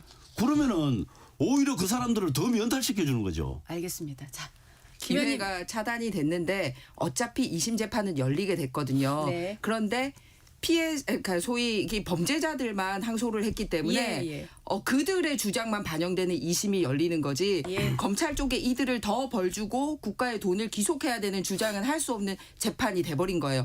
어차피 똑같이 재판이 열리게 됐잖아요. 행정적으로. 예. 그러면은 무조건 열리게 된 재판에 검찰도 검찰의 의견을 제시를 하는 게 어렵지 않아요. 어차피 이 피의자들도 했으니까. 그런데 우리는 얘기 안 할게요. 쟤들만 떠들게 하는 재판을 열리게 했던 네. 그 기회를 차단한 게 국민들이 납득이 됩니까? 왜 7,800억 원 이상의 돈을 알겠습니다. 그냥 버리죠? 이 부분입니다. 네. 예. 자, 오늘 굉장히 그, 두 분께서 동의가 안 얘기하시는 됩니다. 게 팽팽하게 좀 맞서는 그 사안입니다. 1심 실질적으로. 판결에 동의하느냐 안 하느냐거든요. 항소를 하느냐 안 하느냐는 게. 그 1심 판결이 이 정도면 이거 여기에 대해서는 동의한다. 그것도 이게 형사구잖아요. 1심 판결에 형사적 책임을 묻는 판결에 대해서 동의한다는 거잖아요. 항소를 하지 않는다는 건. 네. 저는 충분히 동의할 만한 내용이라고 해요. 이 알겠습니다. 판결 근데 결과가. 담당 검사들 누구도 동의 안 했습니다. 네. 외압받아서 멈춰진 겁니다. 거기에 이제- 대해서 모의 위중 수사를 모면하려고 하는 반발이라고 하는 의뢰를 제가 하는 거죠. 예, 그거는 왜냐하면 이 대장동 수사의 이 히스토리가 그렇습니다. 국정조사도 하고 특검도 합시다. 합시다. 예, 네, 합시다. 그리고 그러면 말씀 나온 모든 분들을 다 증언대에 오케이, 다 세워야 하고 돼요. 저것도 해야 돼요. 예. 이 정말 이 수사의 이 히스토리에 대해서 정말 예. 국민들 보는 앞에서 한번 시원하게 한번 해야 됩니다. 그리고 그러니까 뭐 남욱이나 뭐 또 그 뭐 정영학 이런 사람들 지금 와서 사실 이 사람들이 이러는 바람에 어쩔 수 없었다라고 하고 그 자료를 다 제시했던 사람이 그 정영학 회계사예요. 네. 그 사람이 지금 와서 그거 아니라고 이야기를 하고 있잖아요. 네. 다 나와서 국민들 앞에서 다 이야기해야 됩니다. 자, 알겠습니다. 이제 이런 일들이 법정에서 벌어지는 거예요. 검찰 쪽에서 원하는 사람은 못 세우게 되고 피해자들이 말 바꿀 수 있는 판을 벌여준 겁니다. 사인을 줬거든요. 항소 포기를 했으니까. 그런데 검찰이 같이 항소를 하면 위증하는 순간 지금 받은 형보다 더 높아질 수 있기 때문에 함부로 거짓말을 못합니다. 그런데 이제는 더 낮아지는 재판만 하게 판이 열려버렸으니까 정권이 보호한다라는 사인을 받아서 검찰 쪽이 높아지는 재판은 못하고 변호사를 통해서 낮아지는 재판만 하게 됐으니까 마음껏 거짓말을 하고 이런 판이 벌어진 거죠. 그래서 사실은 달라요. 국정조사의 이 증인이라 필요한 게 뭐냐면 이번에 법사위원회가 열리고 있잖아요. 네. 그러죠. 근데 법사위원회도 바로 안 열어주고 필요한 증인들 안 내세우는 거 보세요. 국정조사와 특검에 명확하게 이 검찰 라인에 있었던 사람 또 이 문제되는 사람 그리고 대장동 변호사인데 각종 공직에 가 있는 사람 이런 사람들 다 와서 타임라인 맞춰야 됩니다. 알겠습니다. 예. 네. 잠시 후 당당 토론 이어가겠습니다.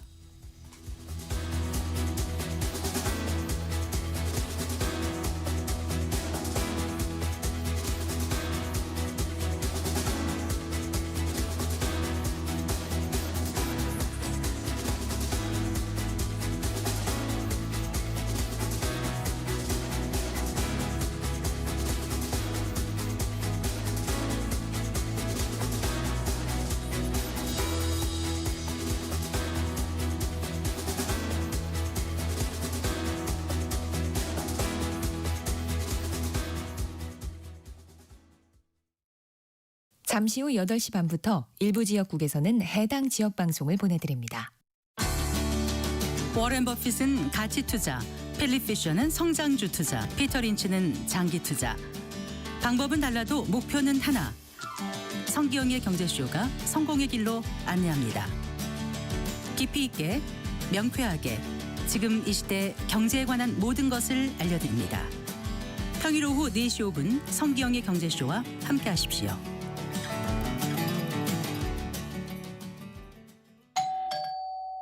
편지 왔습니다.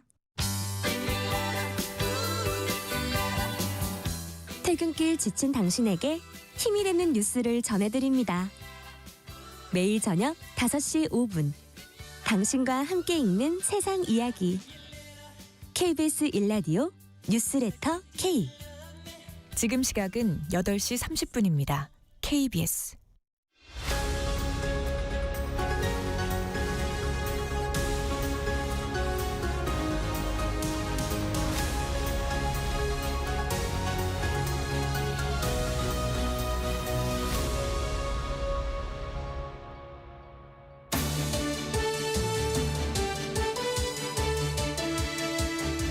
네, 당당 토론 이어가겠습니다. 앞서 1심 재판부 판결과 관련해서 두 분 의원님들 토론 열띠게 벌이셨는데요.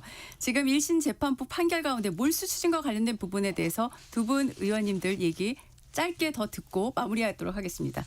네, 김 의원님. 제가 먼저 하겠습니다. 네. 지금 민주당이나 정말 여권이 국민들에게 관심을 가지고 고심하셔야 되는 부분은 뭐냐면 항소 포기로 인한 손해는 누가 어떻게 메울 거냐에 대한 겁니다. 지금 현행법대로라면 외압을 넣어서 항소 포기를 하게 해서 국가가 몰수 추진 못하게 한 이 배임의 죄를 법무부 장관이 질 건지 차관이 질 건지 이거를 결정을 해야 돼요. 이 형사 책임을 가지게 될 겁니다.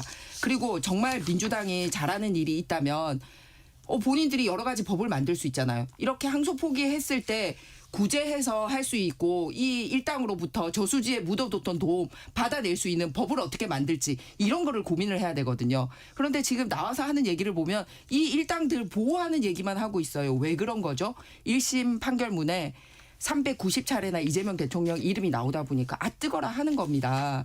그래서 대장동 일당들까지 보호하는 듯한 이런 입장을 취하고 있는 거에 대해서 굉장히 안타깝고요. 재판부도 금액이 특정되지 않았습니다만 부당이득 반환에 대해서 동의를 한 장면이 뭐가 있냐면 김만배 재산 2천억을 일단은 보전해서 둔 상태입니다. 못 쓰게 묶어준 상태입니다. 그런데 이번에 항소 포기를 함으로써 어떻게 되냐면 1심에서 판결날 400억대 말고는 1,600억 그냥 김만배 일당들에게 돌려줘야 됩니다. 그러면 나중에라도 재판이 바로 잡히면요. 재산 다 써버렸고 빼돌렸다라고 하면 받을 길이 없습니다. 재판부도 이 보전 신청한 거에 대해서 묶어줬던 이유는 그 이상의 금액이 나올 거라고 생각을 했기 때문에 묶어둔 거고 알겠습니다. 이런 다투는 거를 항소해서 했어야 되는데 이 기회를 왜 차단하는지 그게 국민들이 분노하고 있는 부분입니다. 네, 권 의원님. 그러니까 기본적으로 뭐를 차단했다는 건지가 돈 받는 거. 불분명해요. 돈 받는 거는 이 형사 사건과 관계가 없습니다. 그 민사적으로 받도록 하는 그 방법을 찾아야 되지. 그다음에 지금 검찰의 주장을 도대체 얼마를 추정하자는 건지 그거에 대해서도 말이 없어요. 7,400억. 그러니까 그게 지금 7,883억인가 뭐 그 이야기를 하잖아요. 네. 근데 그중에서 400 몇십억은 이번에 네. 나왔기 때문에 빼고 하면 한번 대강 한 7천억 정도 된다면 이런 이야기잖아요. 근데 그 자체가 법원에 의해서 기각당한 금액입니다. 그 이해충돌 방지법상에 나오는 그 금액을 안 받아들였어요. 네. 그리고 법원의 판결문에 나오는 최소 1,100 몇 억 정도 된다.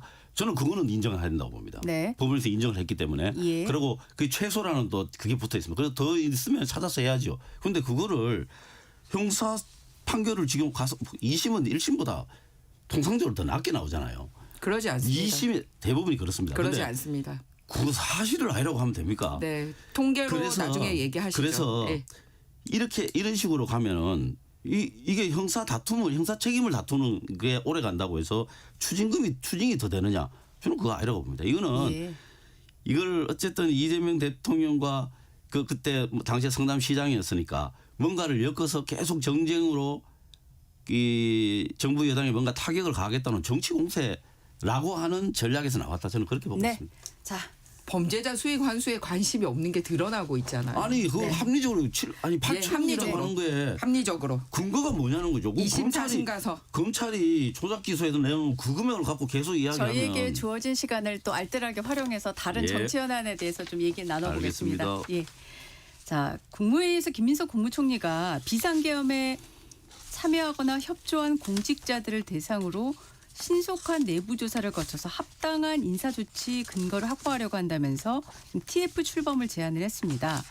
이재명 대통령도 필요하다면서 힘을 실었는데요. 자, 이 TF 왜 필요하고 어떤 기능을 해야 된다고 보시나요, 권 의원님? 그 우리나라가 지금 뭐 헌정사 유례가 없는 소위 친위 쿠데타가 일어났죠.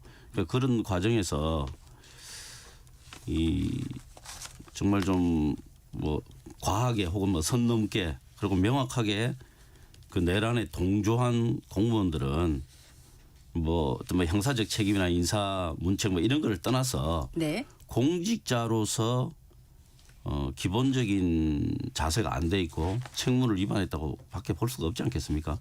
그래서 그런 부분들은 밝혀지는 대로 저기 조치하는 것이 맞고 그렇게 하지 않는다면 네네. 뭐 국민적 염원에도 안 맞고 예. 그 자체가 정부의 직무유기라고 생각합니다. 네.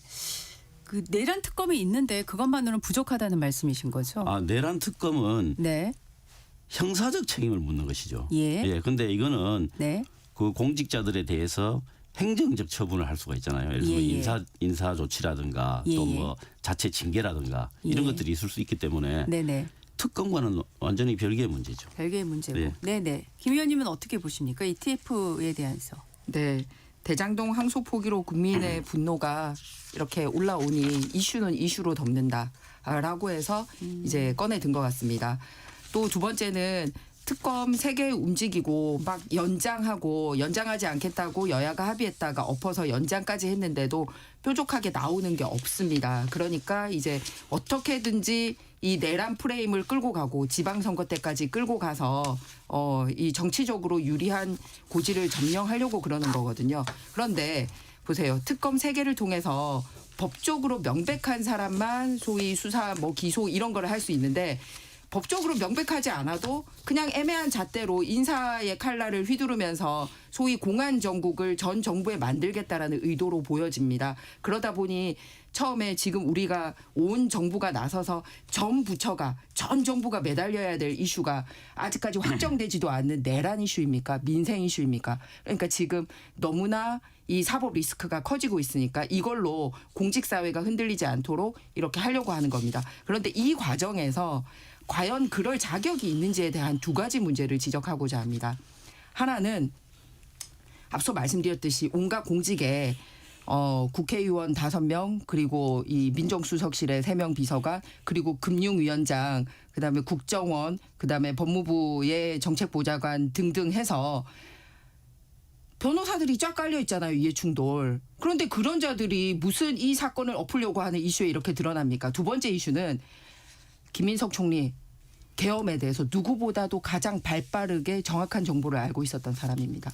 모든 국민들이 궁금해합니다. 김민석 총리는 어떻게 해서 아무도 상상도 못하고 진짜 일어난 순간에도 이거 가짜뉴스야 아니야 했던 그 정보를 누구를 통해서 어떻게 그렇게 빨리 입수하게 됐는지를 알아야지 근원적으로 이런 문제 해결할 수 있다고 되는데 그거 얘기 안 하고 지금 본인이 나섰습니다. 그리고 하겠다는 행위가 뭐냐면요. TF에 49개 중앙행정기관에 네. 500명 가까운 인력을 투입하고 업무용 PC는 물론 개인 휴대전화까지 제출 요구해서 털겠다라고 하고 있거든요. 지금 김민석 총리를 비롯해서 국무위원들요. 정상적으로 국회로부터 자료 제출 요구받은 인사청문회 자료조차도 제출하지 않고 여러 가지 의혹이 있는데도 버젓이 국무위원 자리에 앉아있는 사람들입니다. 그런데 아무 권한 없이 공무원들 이렇게 샅샅이 뒤지면서 공안 분위기 만들겠다고요? 이 공무원들에게 령이 서겠습니까? 네. 누구를 위해서 이렇게 하려고 하는 거죠? 조금 권추승 의원님 반론 있으시면 하시고 다음 뭐 김희정 질문하겠습니다. 의원님 우려하시는 바는 잘 알겠고요. 근데 이런 엄청난 일이 있었고 그때 뭔가 내란에 동조를 하거나 뭐 어느 정도 이제 정도를 넘는 거겠죠. 기준을 넘는 수준으로 협조를 하거나 한 이런 사람들은 공직자로서 저는 자격이 없다고 생각합니다. 그래서 네. 그런 부분에 대해서는 분명히 좀 한번 정리하는 계기가 있어야 된다고 보고요. 김민석 총리가 계엄에 대한 정보를 취득하고 나서 국회 상임위원회와 같은 이런 공론화의 자리에서 예. 공론화의 장에서 문제 제기를 했습니다. 그렇기 때문에 당시 국회의원으로서 저는 할 일을 충분히 했다 이렇게 평가하고 김민석 총리가 계엄 국면에서 저는 정말 큰 역할을 했다고 보기 때문에 예, 김민석 예. 총리의 계엄과 관련된 행위에 대해서는 뭐 저는 뭐 특별히 김민석 총리가 비판받을 일은 없다고 생각합니다. 네, 저희한테 주어진 시간이 한 15초 정도인데요. 김희정 의원님 마무리 발언 해주실까요? 네, 지금이라도 그때 어떻게 알게 됐었는지 비판받아라는 의미가 아니라 본인이 아는 정보를 국민들에게 밝히는 일을 해야 되는데 그걸 안 했다라는 거고요. 그리고 어떻게 49개 중앙기관이 협조를 해가지고 무슨 계엄이 일어났습니까? 그랬으면은 뭐 난리가 났겠죠. 그런데 그러지 않는 걸 알고 있으면서 49개 중앙기관에 500명이나 동원해서 들추자라는 거는 실제로 계엄에 가담한 사람이 없음에도 불구하고 조금이라도 야 우리한테 빗보이면 안 돼라는 사인을 주는 것밖에 안 됩니다. 김민석 총리가 왜 그 정보 소스를 밝혀야 되는지도 잘 모르겠고요. 그런 걸 밝히기 시작하면 나중에라도 누가 그런 제보를 하겠습니까? 그건 네. 있을 수 없는 일이죠. 오늘 열띤 토론 두 분 감사합니다. 권칠승 더불어민주당 의원, 김희정 국민의힘 의원과 함께했습니다. 날씨 듣고 돌아오겠습니다. 두 분 고맙습니다. 네, 수고하셨습니다. 끝까지 국민재산 지키겠습니다. 고생하셨습니다. 전격 시사 출근길 날씨 정보입니다. 곳곳에 아침 추위가 남아 있는데 다행스럽게도 수학 능력 시험 예비 수집일인 오늘 낮부터 서서히 추위가 누그러지겠고 수능일인 내일은 수능 한파 없이 오늘보다도 평년 이맘때보다도 높은 기온이 이어지겠습니다. 오늘 낮 최고 기온 서울이 16도, 세종과 대구 17도, 강릉 광주 18도, 부산 20도까지 오르면서 기온이 많이 회복이 되겠고요. 내일 수학 능력 시험일은 큰 추위 없이 서울의 아침 최저 기온이 8도, 낮 기온 17도 수준까지 올라서 대부분 평년보다 기온이 높겠습니다. 다만 일교차가 크게 벌어집니다. 내일 아침도 평년 이맘때 다소 쌀쌀함이 남아있겠고 낮 동안은 온화해지기 때문에 옷차림에 주의를 하셔야 되겠습니다. 수능일인 내일 온화한 날씨 되찾았다가 모레 금요일부터 주말 휴일은 다시 평년보다 기온이 떨어져서 아침엔 춥고 낮에 쌀쌀해지겠습니다. 특히 다음 주 초반 서울의 아침 최저 기온은 영하 2, 3도까지 떨어지는 날이 있겠고요. 다음 주부터 다시 이번 가을 들어 최저 기온을 기록하겠습니다. 지금 서울 기온은 7.3도까지 올랐습니다. 전격 시사 날씨 정보 최영우였습니다. 대한민국 중심 채널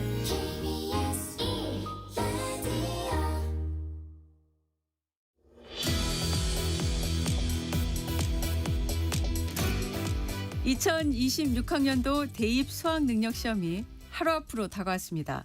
이성록 공공입학사정관 모시고 이번 수능 주요 특징, 마지막 점검 전략 짚어보겠습니다. 어서 오십시오. 예, 안녕하세요. 네, 자 말씀드린 대로 하루 앞으로 다가왔습니다. 오늘이 수험생 예비 소집일인데요. 우리 수험생들이 까딱하면 놓칠 수 있는 유의사항이 분명히 있지 않습니까? 좀 짚어주시죠. 지금까지 이제 열심히 준비했는데 마지막 마무리를 잘못해서 실수를 하는 경우가 있으면 정말 안 되겠죠. 예.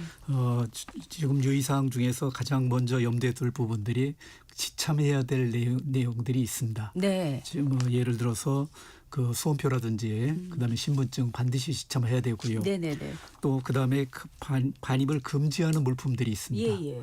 예를 들어서 통신한다든지 결제 기능이 가능한 모든 물품들, 예를 들어 휴대전화라든지 전자기기 같은 경우는 휴대만 해도 그 전원 끈 상태로 소지만 해도 부정행위로 간주되는 특징들이 있기 때문에 절대 그런 부분들은 가져가면 안 되겠습니다.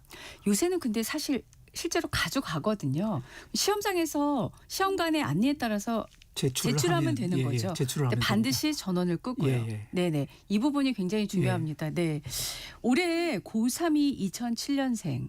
이게 이른바 황금 돼지띠 해에 태어난 수험생들이라 숫자가 많이 늘었습니다. 그래서 경쟁이 어느 때보다 치열하다는 건데요.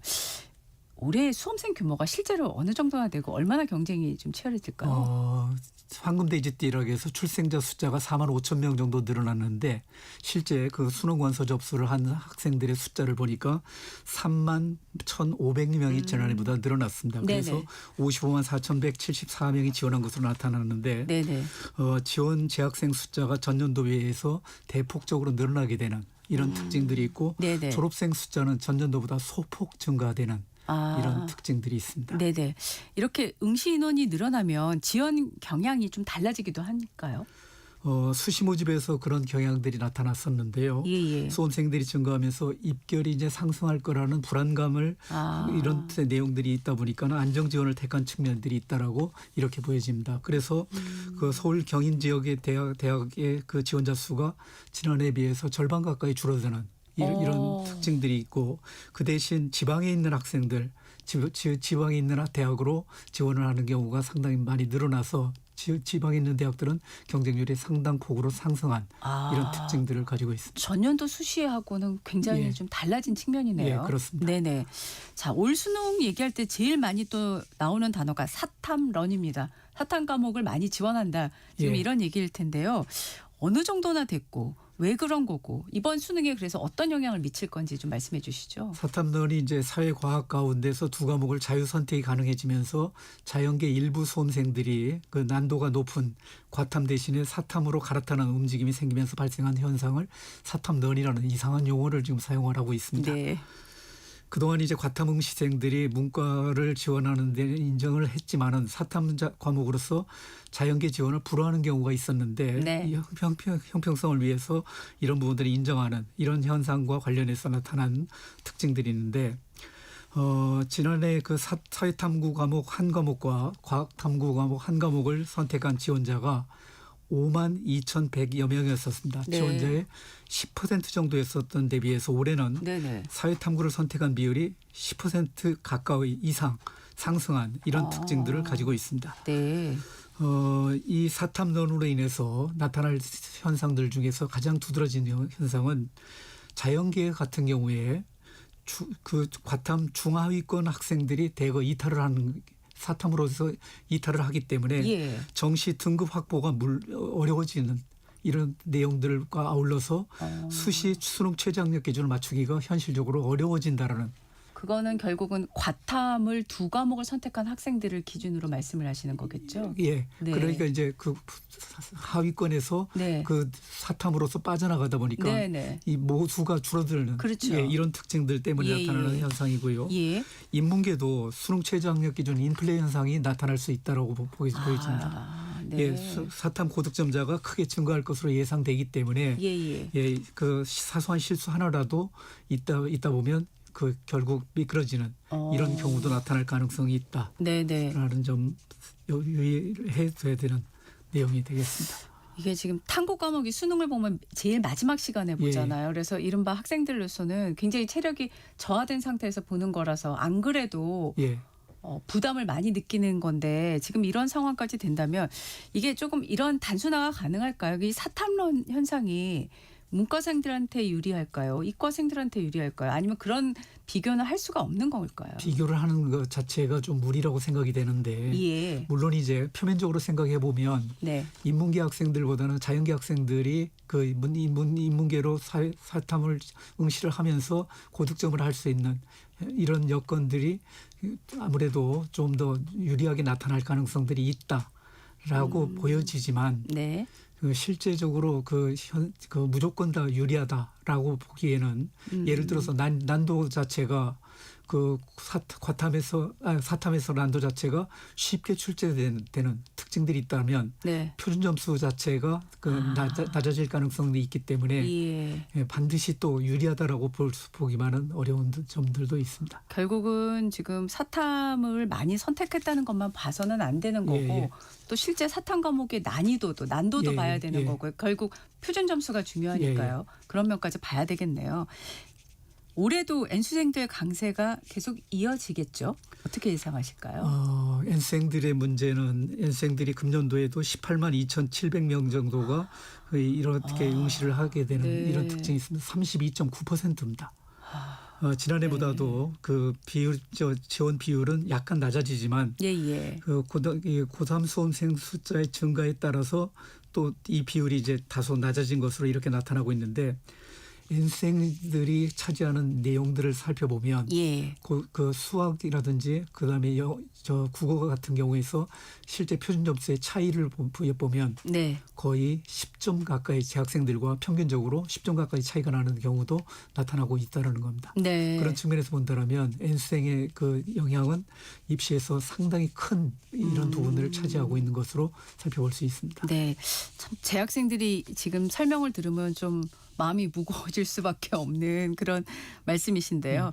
또 하나의 이제 큰 변수가 2025학년도와 달리 2026학년도에는 의대 정원이 예전대로 돌아갔지 않습니까? 이게 자연계 전체 흐름에 어떤 변화를 줄까요? 의대 정원이 원복되면서 2025년도 대비 모집 인원이 약 1,500명이 감소가 됩니다. 아, 네. 지난해 경우에는 최상위권에서부터 연쇄적인 합격선 하락이 드러났다라면 예. 금년도에는 다시 합격선이 상승할 것으로 예상이 됩니다. 네네. 거기에다가 그 고3 수험생 숫자의 증가와 아울러서 N수생들이 그 상위권 N수생들이 여기 경쟁에 함께 합류하면서 그 합격선들이 금년도에 상당히 요동을 칠 가능성들이 있다라는 점도 염두에 둬야 됩니다. 아직 시험을 하루 앞둔 상황에서 이런 얘기까지 하기엔 조금 빠릅니다만은 네. 시험 보고 나서 점수를 보고 지원을 할 때 전년도를 참고하기보다 그 전해를 봐야 되는 그러니까 다시 말해서 의대 정원이 비슷했던 해에 합격선을 봐야 되는 그런 것도 고려를 하셔야 되겠네요. 예, 물론 이제 우리가 활용할 수 있는 자료가 재작년도 입결을 토대로 해서 내용을 살펴볼 수 있는 이런 특징들이 있지만 여러 가지 또 변수들도 나타나고 있기 때문에 여러 가지 변수들도 종합적으로 고려를 해야 되는 이런 상황이 전개되고 있습니다. 네, 성적표 나온 다음에 한 번 더 나와 주시죠. 그 설명을 해주시면 많이 도움이 될 것 같습니다. 그리고 이제 학생들 입장에서 수험생들은요 난도잖아요. 난이도가 어떻게 될까요? 난이도 문제는 정말 누구도 알아볼 수가 없다라는 점들을 얘기를 하는데 지난 6월 모의평가 성적을 난이도를 살펴보면 비교적 평이하게 출제가 됐었습니다. 2025년도 작년도 수능에서는 국어, 수학, 영어가 전체가 다 평이하게 출제되다 보니까 탐구 과목이 상위권 학생들의 변별력을 확보하는 데 있어서 열세가 됐었던 이런 특징들이 있었는데 6월 모의평가는 비교적 평이하게 출제됐고 9월 모의평가가 상위권 변별을 위한 문제가 일부 출제가 되면서 변별력을 확보했다라는 이런 평가를 받고 있거든요. 네네. 예, 그래서 실제 수능에서는 N수생들의 경쟁도 치열해지면서 변별의 필요성들이 나름대로 있다라는 점들을 염두에 두고 출제를 할 가능성들이 있기 때문에 적정 난이도를 고려할 것이다라는 점들도 있지만 적정 난이도 속에는 나름대로 변별을 위한 이런 조금 난도가 조금 있는 이런 유형의 문제들도 출제될 가능성들이 있다는 점을 염두에 둬야 됩니다. 네. 자, 한동안 굉장히 많이 언급이 됐던 이른바 킬러 문항이요. 초고난이도 문제. 지금 적정 난이도 얘기를 해 주셨는데 이 킬러 문항 배제 방침이 올해도 이어질까요? 예. 극도로 어려운 문항은 출제하지 않겠다라는 것들이 교육과정평가원의 입장입니다. 그렇지만은 변별력 확보를 위해서 여러 가지 개념들을 종합적으로 활용해야 되는 문제들이라든지 또는 그다음에 그 변별력 확보를 위해서 답지 선택지에 있어서 나름대로 그 변별을 위한 이런 장치들을 둘 수 있는 이런 유형의 문제들이 적절하게 출제될 것이다라는 점들을 염두에 둬야 됩니다. 그 학생들이 시간 관리 때문에 사실 현장에서 많이 어려움을 겪고 있는 게 후기로 많이 나오지 않습니까? 난도도 난도인데요. 시간 관리, 이른바 타임 어택은 어떻게 해야 될까요? 아무래도 이제 시간에 쫓기게 되면 자기가 가지고 있는 역량도 발휘하지 못하고 그다음에 실수도 하게 되고 이런 특징들이 나타나게 되는데 문제를 해결해 갈 때 먼저 쉬운 문제부터 자기가 좋아하는 유형의 문제부터 문제를 해결하는 방법을 통해서 시간을 일정 부분 절약을 하고 그다음에 나머지 시간을 좀 더 시간이 확보가 된 부분들을 토대로 해서 고난도 문제를 푸는 이런 방식으로서 접근을 해 들어가는 방법들이 가장 안전하게 시간을 활용할 수 있는 이런 방법이 되겠습니다. 네. 오늘이 이제 예비 수집일이어서요. 이 질문을 드리고 싶습니다. 한 문제라도 더 맞게 하기 위해서 또는 한 문제라도 덜 틀리게 하기 위해서 오늘 남은 시간 뭘 하는 게 제일 중요할까요? 지금 남은 시간 동안에는 컨디션 조절이 가장 중요한 의미를 지니고 있습니다. 예를 들어서 하루 잠을 제대로 자지 못하고 이렇게 시험 현장으로 가는 이런 경우도 나타나고 있기 때문에 이런 부분들을 토대로 해서 그런데 오늘 뭐 미리부터 잠을 잔다라고 이렇게 잠자리 들게 되면 오히려 잠을 방해하는 이런 경우도 나타날 수 있기 때문에 평상시처럼 그 지금까지 봤던 문제들 중에서 한번 좀 마지막으로 다시 한번 좀 확인했으면 하는 이런 내용들이 있다면 그런 내용들을 가볍게 정리를 하면서 잠자리에 드는 것들이 좋은 방법이 되겠습니다. 네, 지금 오늘 이 시간으로 보면 한 만 24시간 남은 셈이 돼요. 아침에 이렇게 수험생들이 보통 본인이 있는 학교에서 시험을 보는 게 아니지 않습니까? 다른 학교로 가서 시험장으로 이동을 해야 되는데요. 우리 수험생들한테 낯선 곳에서 시험을 볼 때 어떤 거를 좀 집중을 하기 위해서는 어떤 게 필요하다라고 좀 조언을 해주신다면 어떤 게 있을까요? 낯선 환경에서 시험을 치른다 해서 뭐 특별히 이 학생들의 역량들이 달라질 가능성들은 많지 않습니다. 왜냐하면 지금까지 학교 현장에서 여러 번의 그 훈련을 토대로 해서 모의고사를 토대로 해서 시험을 보는 방법들에 대해서 나름대로 그 역량을 발휘할 수 있는 방법들을 익혔기 때문에 특별히 그런 부분들 때문에 긴장할 필요는 없고요. 오늘 수험생들이 학교 현장에 그러니까 예비 소집하면서 학교 현장에 가서 시험장을 다시 한번 확인을 하고 분위기를 확인하면 돌아오면 내일 시험 보는 데 있어서 편한 마음으로 시험을 치를 수 있을 것 같습니다. 네, 자 지원을 해주시고 마지막까지 챙겨해 주실 우리 부모님들은 어떻게 하면 될까요? 우리 학생들 정말 성실하고 열심히 최선을 다해서 노력을 해서 지금까지 왔습니다. 이 학생들의 노력에 대해서 노력이 값진 결과로서 다가올 수 있도록 부모님께서는 정말 간절하게 기도하는 심정으로서 내일 하루를 시간을 보내실 텐데 우리 학생들 정말 고생들 많이 했기 때문에 시험 현장에서 나오게 되면 정말 꼭 안아주시고 따뜻하게 격려의 말씀을 해주시면 고맙겠다라는 생각이 듭니다. 네. 지금까지 이성록 공공입학사정관과 이야기 나눴습니다. 내일 수능일에 수험생 여러분 모두 노력의 결실을 맺었으면 하네요. 오늘 말씀 감사합니다. 네, 고맙습니다. 네. 자, 11월 12일 수요일 전격시사 오늘은 여기까지입니다. 저는 소현정이었고요. 내일 아침 7시 5분에 다시 돌아오겠습니다. 고맙습니다.